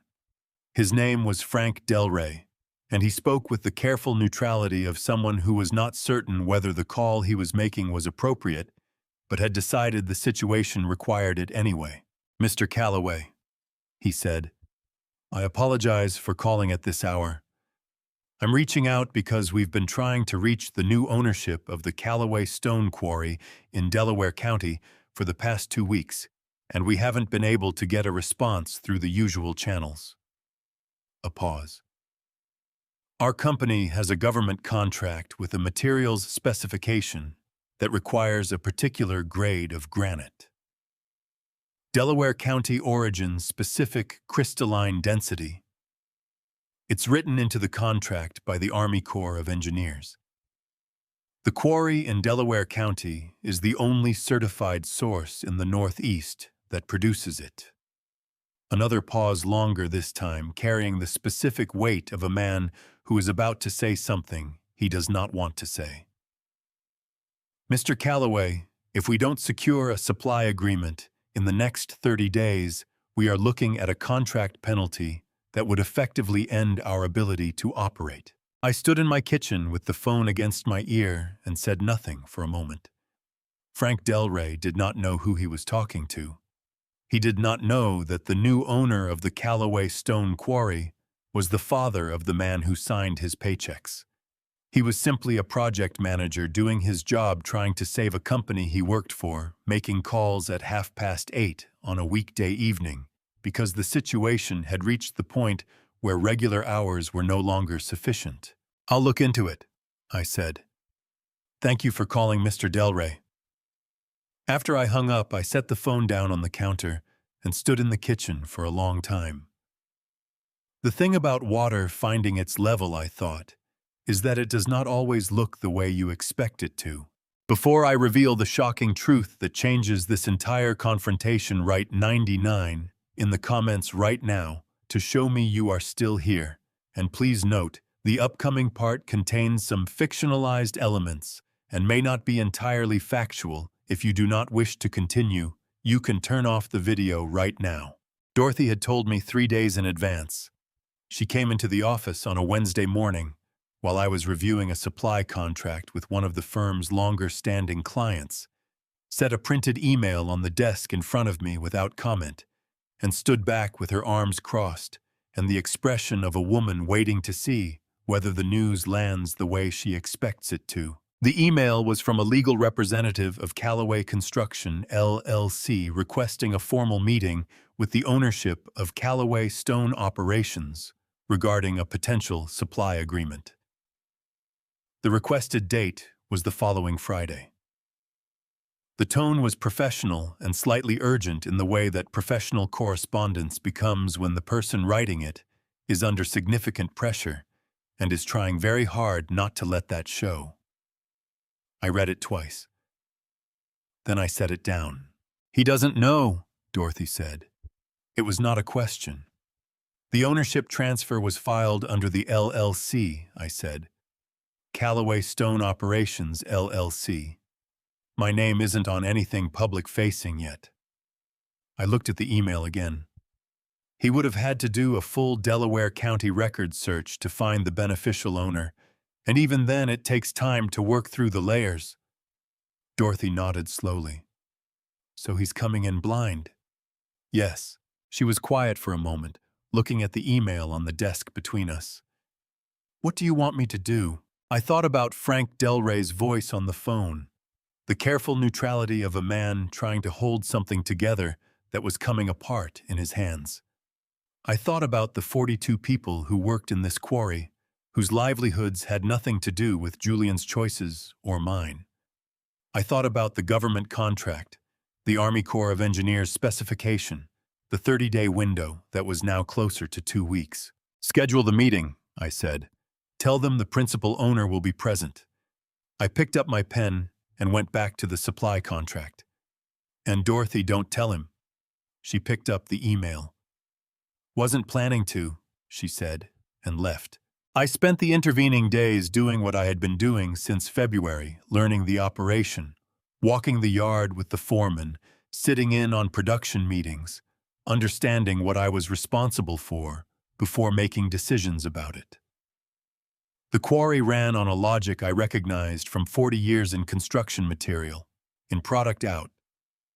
People in between making it happen through skill and consistency, and the kind of institutional knowledge that lives in the hands rather than in any manual.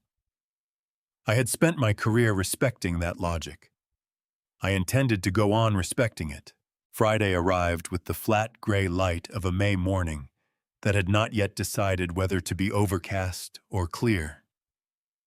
I was at the quarry by 7 earlier than I needed to be. I drank coffee with the shift foreman, a man named Ray Kowalski, who had worked the stone for 19 years and who had accepted my presence in the operation with the pragmatic equanimity of someone who had weathered enough changes of ownership to know that the work itself did not change.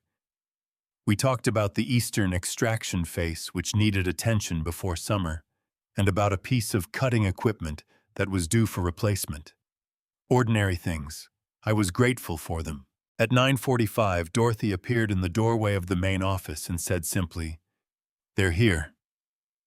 I had arranged the room the way I arranged any room where I expected to conduct serious business, chairs on both sides of the table, water on the credenza, the relevant files closed and stacked to one side.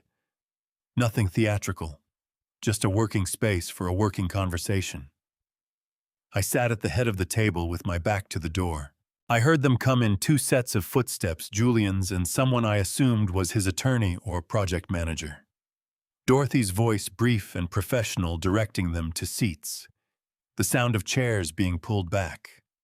A briefcase set on the table. Then Julian's voice addressing the back of my chair. "Good morning."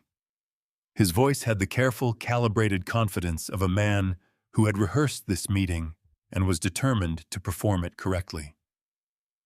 "I'm Julian Calloway, CEO of Calloway Construction. We have an appointment with the principal owner regarding a supply agreement. I appreciate you making the time." I let a moment pass. Not long, 3 seconds, perhaps 4. Long enough.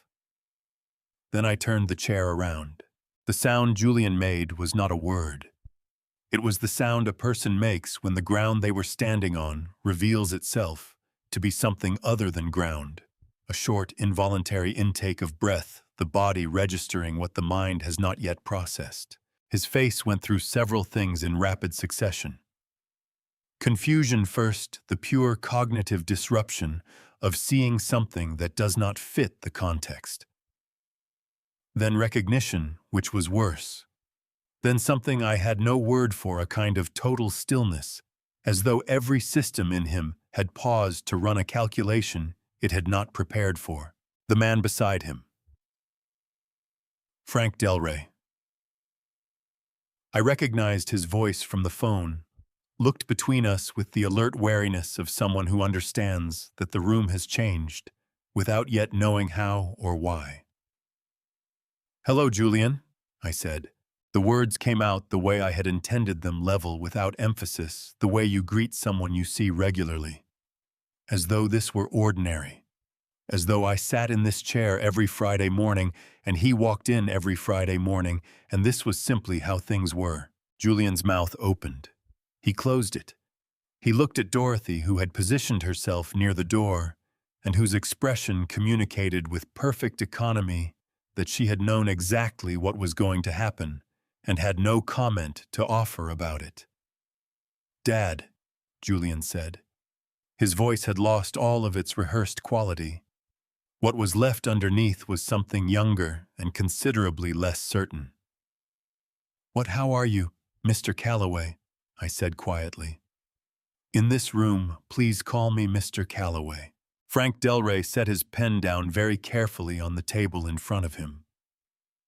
Julian stared at me across the length of the conference table, the same table where I had sat with Dorothy on my first day at this quarry, where I had learned what this operation was, and what it meant, and what it would require of me to do it properly. The table was solid granite, a slab cut from the quarry's own material, polished to a gray-green sheen that caught the morning light from the windows. I watched Julian look at that table. I watched him register what it was made of.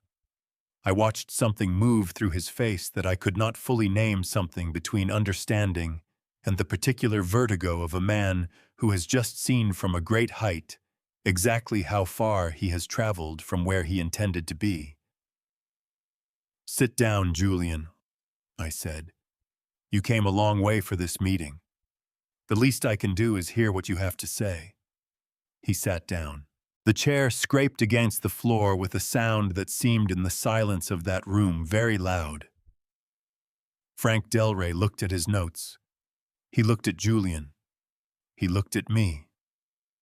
Then he looked back at his notes with the focused attention of a man who has decided that his job in this moment is simply to be present and say nothing until someone tells him otherwise. Outside, the quarry was running. I could hear it through the walls, the steady percussion of equipment, doing what it was built to do, stone being moved, material being shaped, the work continuing regardless of what happened in this room.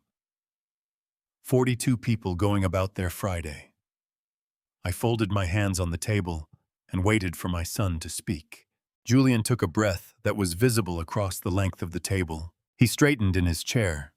He opened the folder in front of him, a thick one organized with the same systematic thoroughness he had always brought to business presentations, the tabs color-coded, the documents arranged in order of relevance. I recognized the habit. I had watched him develop it over 20 years, had even at one point told him it was a good one. The ability to organize your materials before a difficult conversation, I had said, tells the other person that you respect the conversation enough to prepare for it. He had prepared for this conversation. He just had not prepared for who was going to be sitting at the other end of it. The contract. He began, his voice finding a professional steadiness that cost him visibly to maintain, is a federal infrastructure project. Highway interchange reconstruction in 3 counties. The Army Corps of Engineers specifications require Delaware County granite minimum crystalline density of 2.65 grams per cubic centimeter, frost resistance rating of F300 or higher. He turned a page. Callaway Stone Operations is the only certified supplier of compliant material in the Northeast. We verified that with 4 independent materials labs. He looked at me across the table. We need 40,000 tons over 18 months, beginning in 60 days. Frank Delray sat to Julian's left, his hands folded on the table, his eyes moving between us with the careful stillness of a man who had walked into a room that turned out to be something other than a room, and was now concentrating very hard on being professionally invisible. Julian continued. He went through the numbers, the contract value, the penalty clauses, the timeline, the payment terms he was proposing. He was thorough. He was precise. The presentation was by any objective measure competent.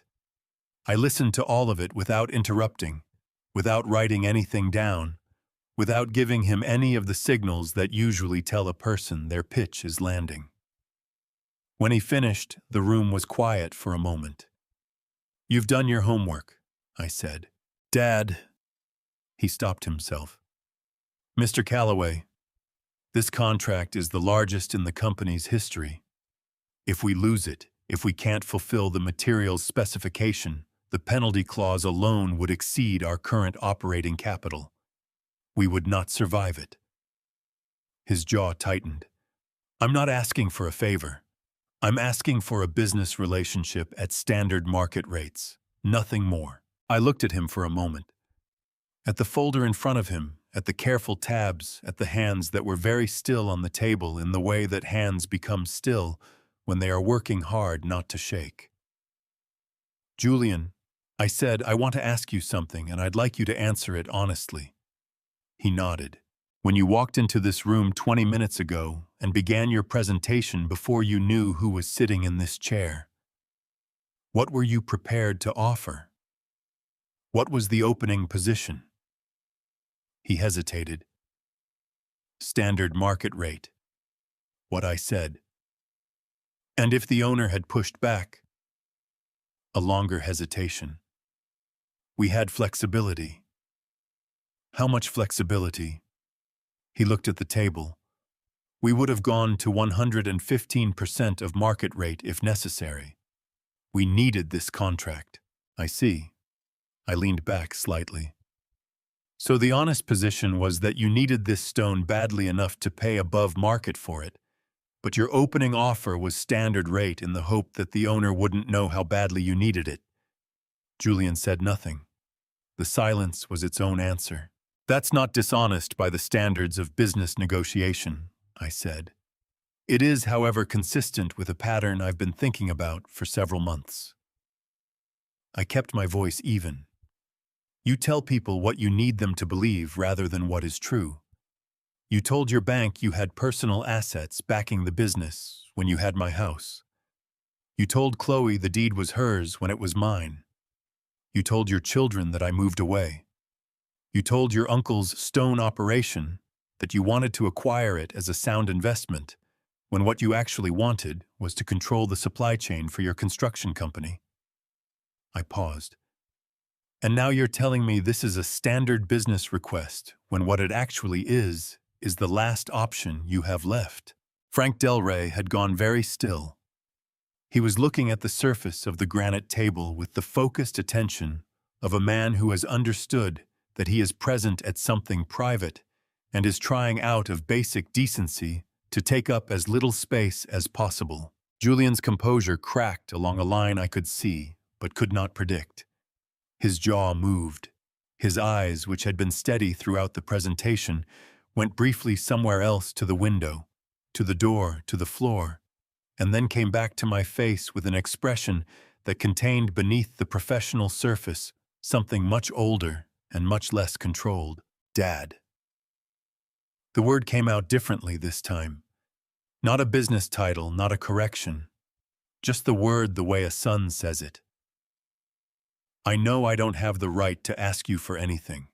I know that. But there are 43 people who work for this company who didn't make the choices I made, and if we lose this contract, they lose their jobs. His voice had dropped to something I had not heard from him in years, the voice of the 12-year-old, with the notebook asking questions he did not know the answers to. I'm not asking for forgiveness. I'm not asking you to pretend any of this didn't happen. I'm asking you to separate the business from everything else just this once. I looked at my son for a long moment.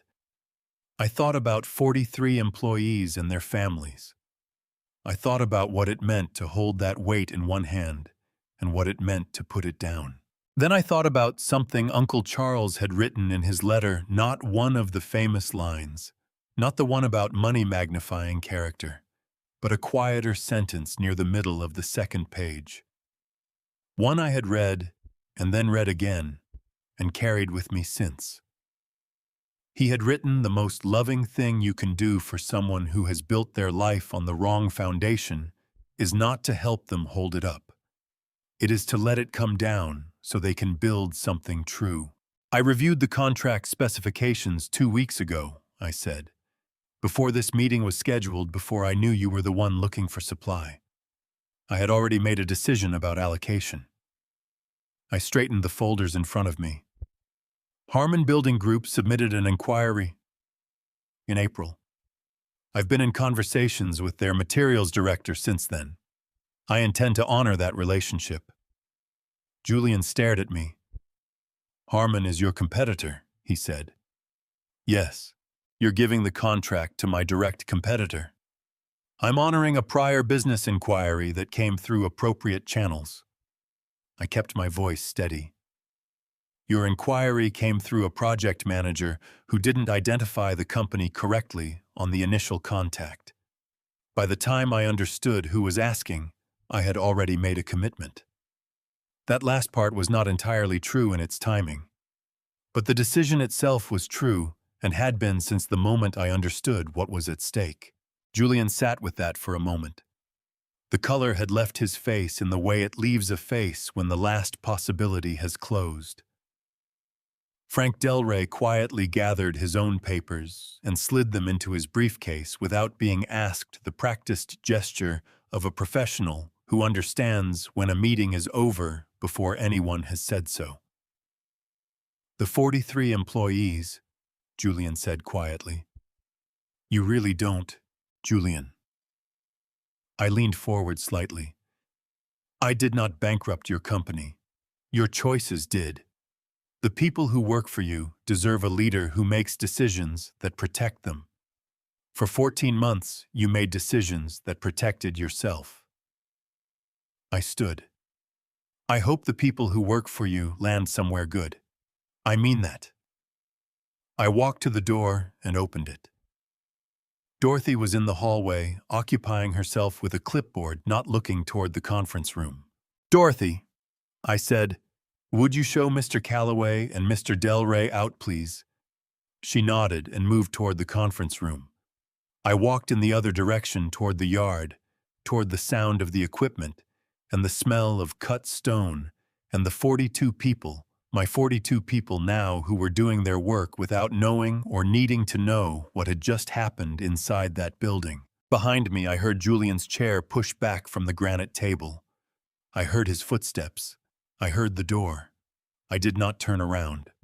Dorothy found me in the yard 20 minutes later, standing near the eastern extraction face, watching a loader move material with the slow, deliberate efficiency that good equipment operators develop over years of practice. He sat in his car for 40 minutes, she said, coming to stand beside me. I know. Just sat there. She crossed her arms against the May wind, which still had winter in it, up here at elevation. Frank Del Rey left after 10 minutes. Julian stayed. I watched the loader make another pass. Dorothy, I said, what do you suppose he was thinking about sitting out there? She considered the question with the seriousness it deserved. I think, she said finally, he was trying to figure out where it all went wrong. She paused. And I think he already knew the answer, and just wasn't ready to say it out loud yet. The loader set its bucket down with a sound like a closing door, heavy, definite, the sound of something being finished. That, I said, takes as long as it takes. The first article appeared on a Thursday morning in the second week of June. I found it the way I found most local business news, not by looking for it, but by reading the paper. The way I always read the paper, front to back, skipping the sports section, pausing on anything related to construction or development, or the kind of regional economic story that had been the texture of my professional life for 4 decades. The article was on the 4th page of the business section, below the fold, the placement that editors reserve for stories that matter, but do not yet matter enough for the front. The headline read, Westchester Contractor Faces Financial Review Amid Contract Dispute. I read it twice. Then I set the paper on the kitchen table and poured myself a second cup of coffee and read it a third time, the way you read something when you want to be certain you are understanding it correctly and not simply confirming what you expected to find. The article was careful in the way that responsible local journalism is careful. It reported what was documented, attributed everything to sources it could identify, and was precise about what it did not know. It noted that Callaway Construction had recently failed to secure a key materials agreement for a federal infrastructure contract, and that the resulting penalty exposure had prompted scrutiny from the company's primary lender. It noted that certain financial records produced during a property dispute proceeding had been referred to the Internal Revenue Service for review. It quoted no one from the company. It quoted no one from my office. It simply stated what the public record showed in plain sentences and let the reader draw the appropriate conclusions. The public record, it turned out, was quite sufficient. David Wheeler called that afternoon. "You've seen the article," he said. "It was not a question. This morning, I want you to know that nothing in it came from our office or from Linda Marsh's findings directly. The IRS referral happened through the standard process. The property dispute filings triggered a routine cross-check with their business records division, and the discrepancies were large enough to flag automatically." He paused. "This is how it works, Arthur. The system noticed." "I know," I said. "That's what systems are for." After we hung up, I sat in the kitchen for a while, doing nothing in particular. The bird feeder outside the window was full. I had been keeping it filled since March, a small discipline I had imposed on myself as a reminder that consistency in small things is the foundation of consistency in large ones. 3 sparrows were working through the seed with the focused industry of creatures that do not waste time on anything that isn't directly relevant to the business of living. I thought about Julian reading that article. I thought about what it felt like to see your name in a headline you did not choose. Then I stopped thinking about it, because it was not mine to carry. The weeks that followed had a particular quality I had not expected. Not dramatic, not loud, but steady in the way that a tide is steady, moving in one direction, without announcement, reshaping the shoreline simply by continuing to arrive. I heard things from David Wheeler, from Sarah, occasionally from Dorothy, whose network of industry contacts in the construction supply world was broader and more current than anything I had access to. I did not seek out information.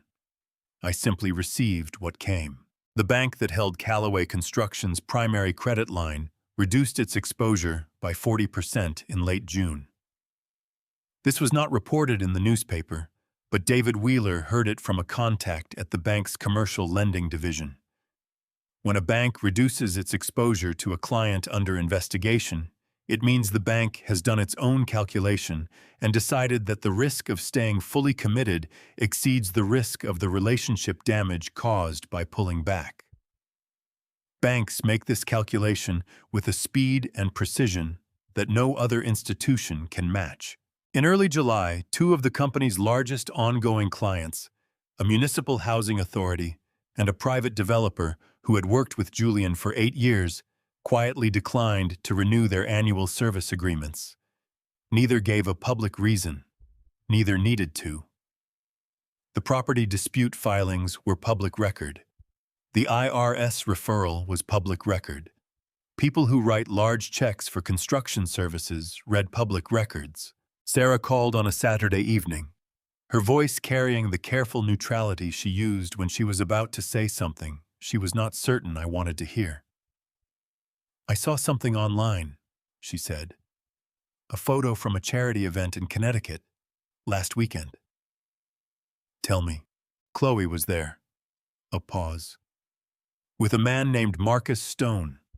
He develops luxury apartment complexes, 3 buildings in Fairfield County, 2 in Westchester. He was at the event as one of the major donors." Another pause, shorter. "She was standing next to him, the way you stand next to someone you've decided to be associated with." I set my coffee mug down on the counter. Outside, the July evening was warm and still, the oak tree in the front yard, motionless in the windless air. I had planted that tree, no, Margaret had planted that tree, and I had dug the hole, and we had stood in the yard afterward, with dirt on our hands, looking at the small thing we had put in the ground, and tried to imagine what it would become. "Dad," Sarah said, "you still there?" "I'm here." I picked the mug back up. Marcus Stone. Yes. How long do you think she's known him? Sarah was quiet for a moment. Long enough, she said, that she wasn't surprised to be standing next to him. I thought about the woman who had stood on my front porch in February, with her arms loosely crossed, and her weight shifted forward, and her confidence so complete that she had not bothered to verify whether the property she was claiming actually belonged to the man she was standing beside. I thought about the boxes with my name on them in black marker. I thought about the 3 words, "This house doesn't need," and what it had cost her to say them, which was nothing, because she had said them with the ease of someone spending money she had not earned. I did not feel satisfaction. I want to be honest about that. What I felt was something closer to a tired recognition, the acknowledgement of a pattern completing itself in the way patterns always do not. With drama or justice or any of the things that make for good stories, but simply with the flat inevitability of consequences, finding the choices that created them. Does it make you feel better? Sarah asked. Knowing she's gone, I thought about it genuinely before answering. No, I said. It makes me feel old. There's a difference. She was quiet for a moment. I think that might be the wisest thing you've said in months. Low bar, I said. It really isn't, she said. After we hung up, I walked out to the backyard and stood in the July evening for a while. The air smelled of cut grass from the neighbor's yard, and something blooming in the garden that Margaret had planted along the fence line, and that I had kept alive through 3 years of imperfect attention. The oak tree threw a long shadow across the yard in the late light. The following Monday, Dorothy called from the quarry. Thought you'd want to know, she said without preamble. Harmon Building Group signed the supply extension this morning. 18 months with an option for 12 more. She paused. Their materials director said to tell you the stone is exactly what they needed. Good, I said. There's something else. Her voice had changed slightly, not softer exactly, but more deliberate the way Dorothy's voice became when she was choosing her words with care. I had a call this morning from a man at Callaway Construction. Not Julian. The operations manager, a man named Gary Presser, been with the company 11 years. He was asking on behalf of the employees whether there were any positions available at the quarry. Processing logistics equipment operation. A pause. He said there are about 30 people who are going to need somewhere to go, and soon. I stood at the kitchen window with the phone against my ear. 42 people worked for me at the quarry. 30 more were about to need work. I thought about Ray Kowalski, who had spent 19 years learning how to read stone, the way a doctor reads an X-ray, by accumulated knowledge, by the kind of understanding that lives in the body and cannot be transferred through a manual or a training program. I thought about what it meant to have 30 people who knew how to build things suddenly, without a place to build them. Tell Gary Presser to send me the personnel files, I said. All 30. I want to read them before I make any decisions. Dorothy said nothing for a moment. When she spoke, her voice had the quality it had on the day I first walked into her office, the quality of a woman who has been holding her breath and has just decided it is safe to stop. I'll call him back this afternoon, she said. After we hung up, I made a note in the small book I had started keeping on the kitchen counter, a habit I had developed in the first weeks at the quarry, when the volume of decisions requiring attention had exceeded what I could hold reliably in memory. The note read, Review Callaway Construction Personnel Files, 30 names. I looked at what I had written for a moment. Then I wrote one more line beneath it, Build something that lasts. Sarah called on a Tuesday in late July. She's gone, she said. Chloe, movers came on a Wednesday while Julian was at a meeting. She left a note on the counter. That was all. I set down the knife I had been using to slice tomatoes from the garden. I thought about the specific cruelty of reducing the end of something to a logistics problem. A moving van. A Wednesday. A note. Gerald came Saturday. I told him over coffee. He listened, then said, "That's a particular kind of cold, leaving someone by moving van while they're at a meeting." "It is. You feel anything about it?" "Tired," I said. "Not sad, not satisfied. Just tired of watching something go the only way it could have gone." Gerald nodded. "Eleanor used to say some people are only ever visiting your life. They need somewhere to put their things for a while. That's all." "I think I understand that now," I said. The Chapter 7 bankruptcy filing appeared in the public record on August 14th. David Wheeler called that morning. He explained what Chapter 7 meant: liquidation, not reorganization, the company ceasing to exist as an operating entity.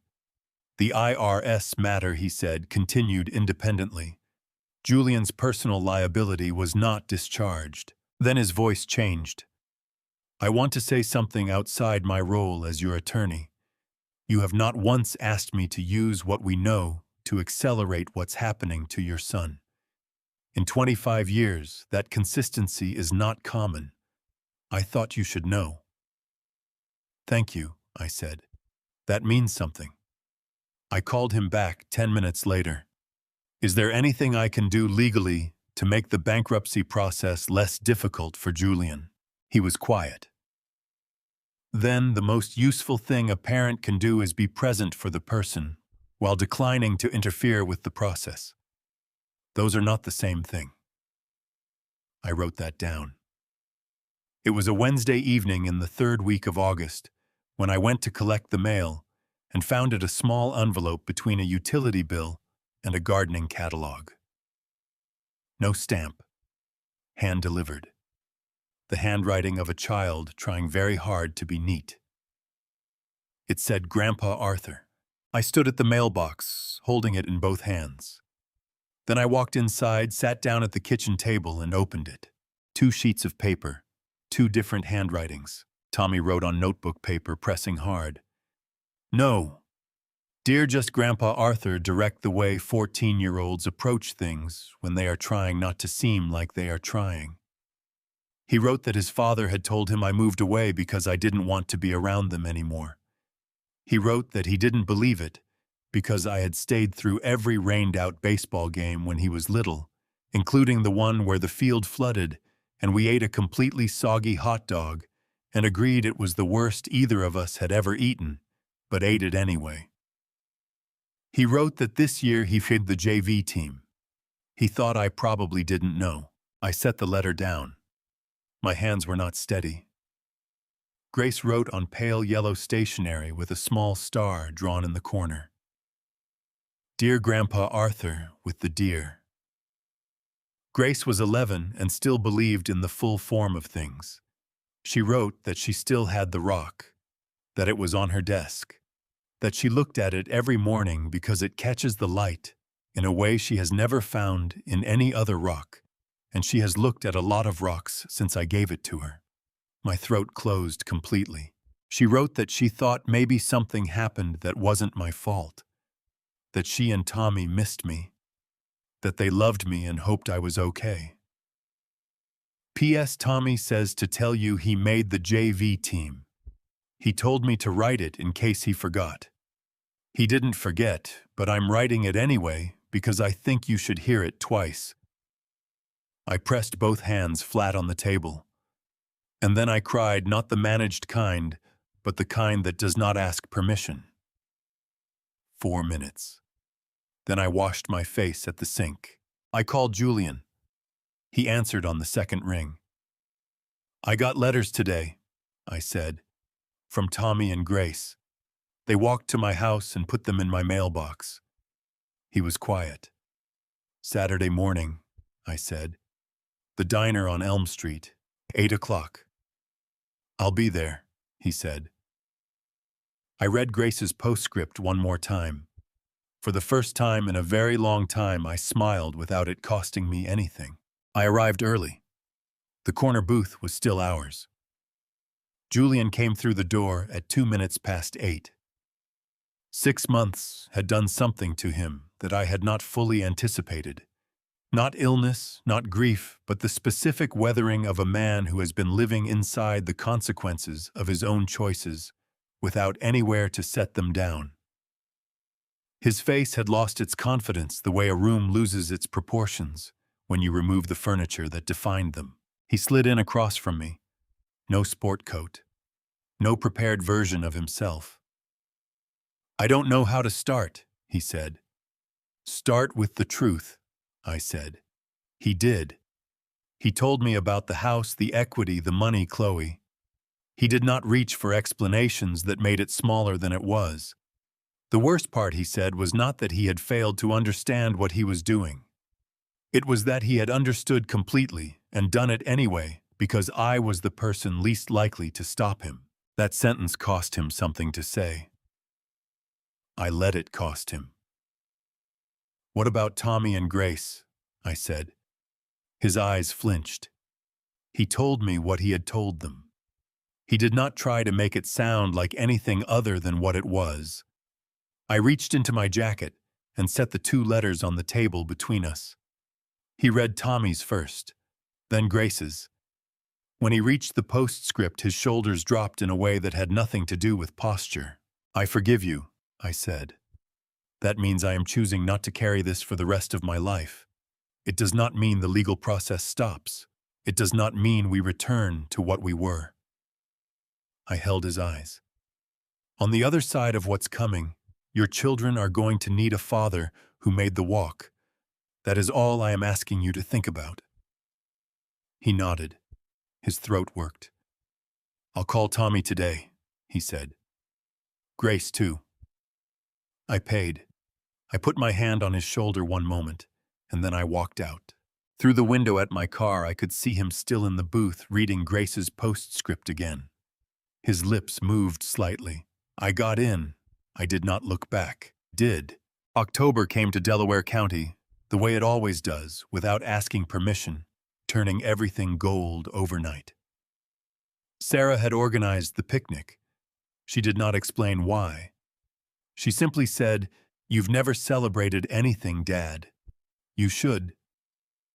And that was the end of the discussion. Tommy and Grace ran between the granite boulders at the edge of the yard, their voices carrying across the open ground in the particular way that children's voices carry when they have been given enough space. Julian had called them the morning after the diner. Sarah told me quietly. I did not ask what he said. Gerald arrived with coffee. Of course he did. Dorothy stood near the processing building, watching everything with her arms crossed and her expression of someone who has decided, after careful consideration, that things have turned out acceptably. I stood at the top of the quarry ridge and looked out at all of it, the operation, below the autumn hills, beyond the people who had chosen for reasons of their own to be here. Grace came running. "Grandpa?" She was breathless, both hands cupped together. "I found one. Look." She opened her hands. A piece of pale granite, small and smooth, a streak of quartz running through it, that caught the October light and threw it back like something alive. I crouched down beside her. "That's a good one," I said. "You keep it." She closed her hands around it and ran back toward Tommy, her voice rising as she went. I stayed where I was for another moment. Uncle Charles had written, "I chose you not because of what you own, but because of what you refused to take." I understood now what he meant. The richest thing I had ever built was not a house, not a company, not a quarry. It was the simple, unspectacular practice of showing up for Margaret, for Sarah, for Tommy and Grace, for the 42 people working below me, for the quiet, unglamorous dailiness of a life lived without taking what didn't belong to me. That was the inheritance. That had always been the inheritance. I put my hand in my jacket pocket. Uncle Charles's letter was there, folded along its creases, worn soft at the edges from 6 months of being carried. I left it where it was. If this grandpa story has stayed with you, I hope it carried something worth keeping. I am not a perfect man. I stayed silent for too long. I trusted without asking questions. I let love become a habit of looking away. If there is one thing I would tell anyone living a similar family story, it is this: do not wait until the boxes are on your porch to know your own worth. I believe God does not waste suffering. Every season of being overlooked, every year I quietly carried what others refused to, none of it was lost. It was being prepared for something I could not yet see. My personal belief is simple: character is the only thing that compounds with age. Money comes and goes. People reveal themselves. But who you choose to be in the quiet years, that is what endures. This grandpa story is one I never planned to live, but I would not trade what it taught me.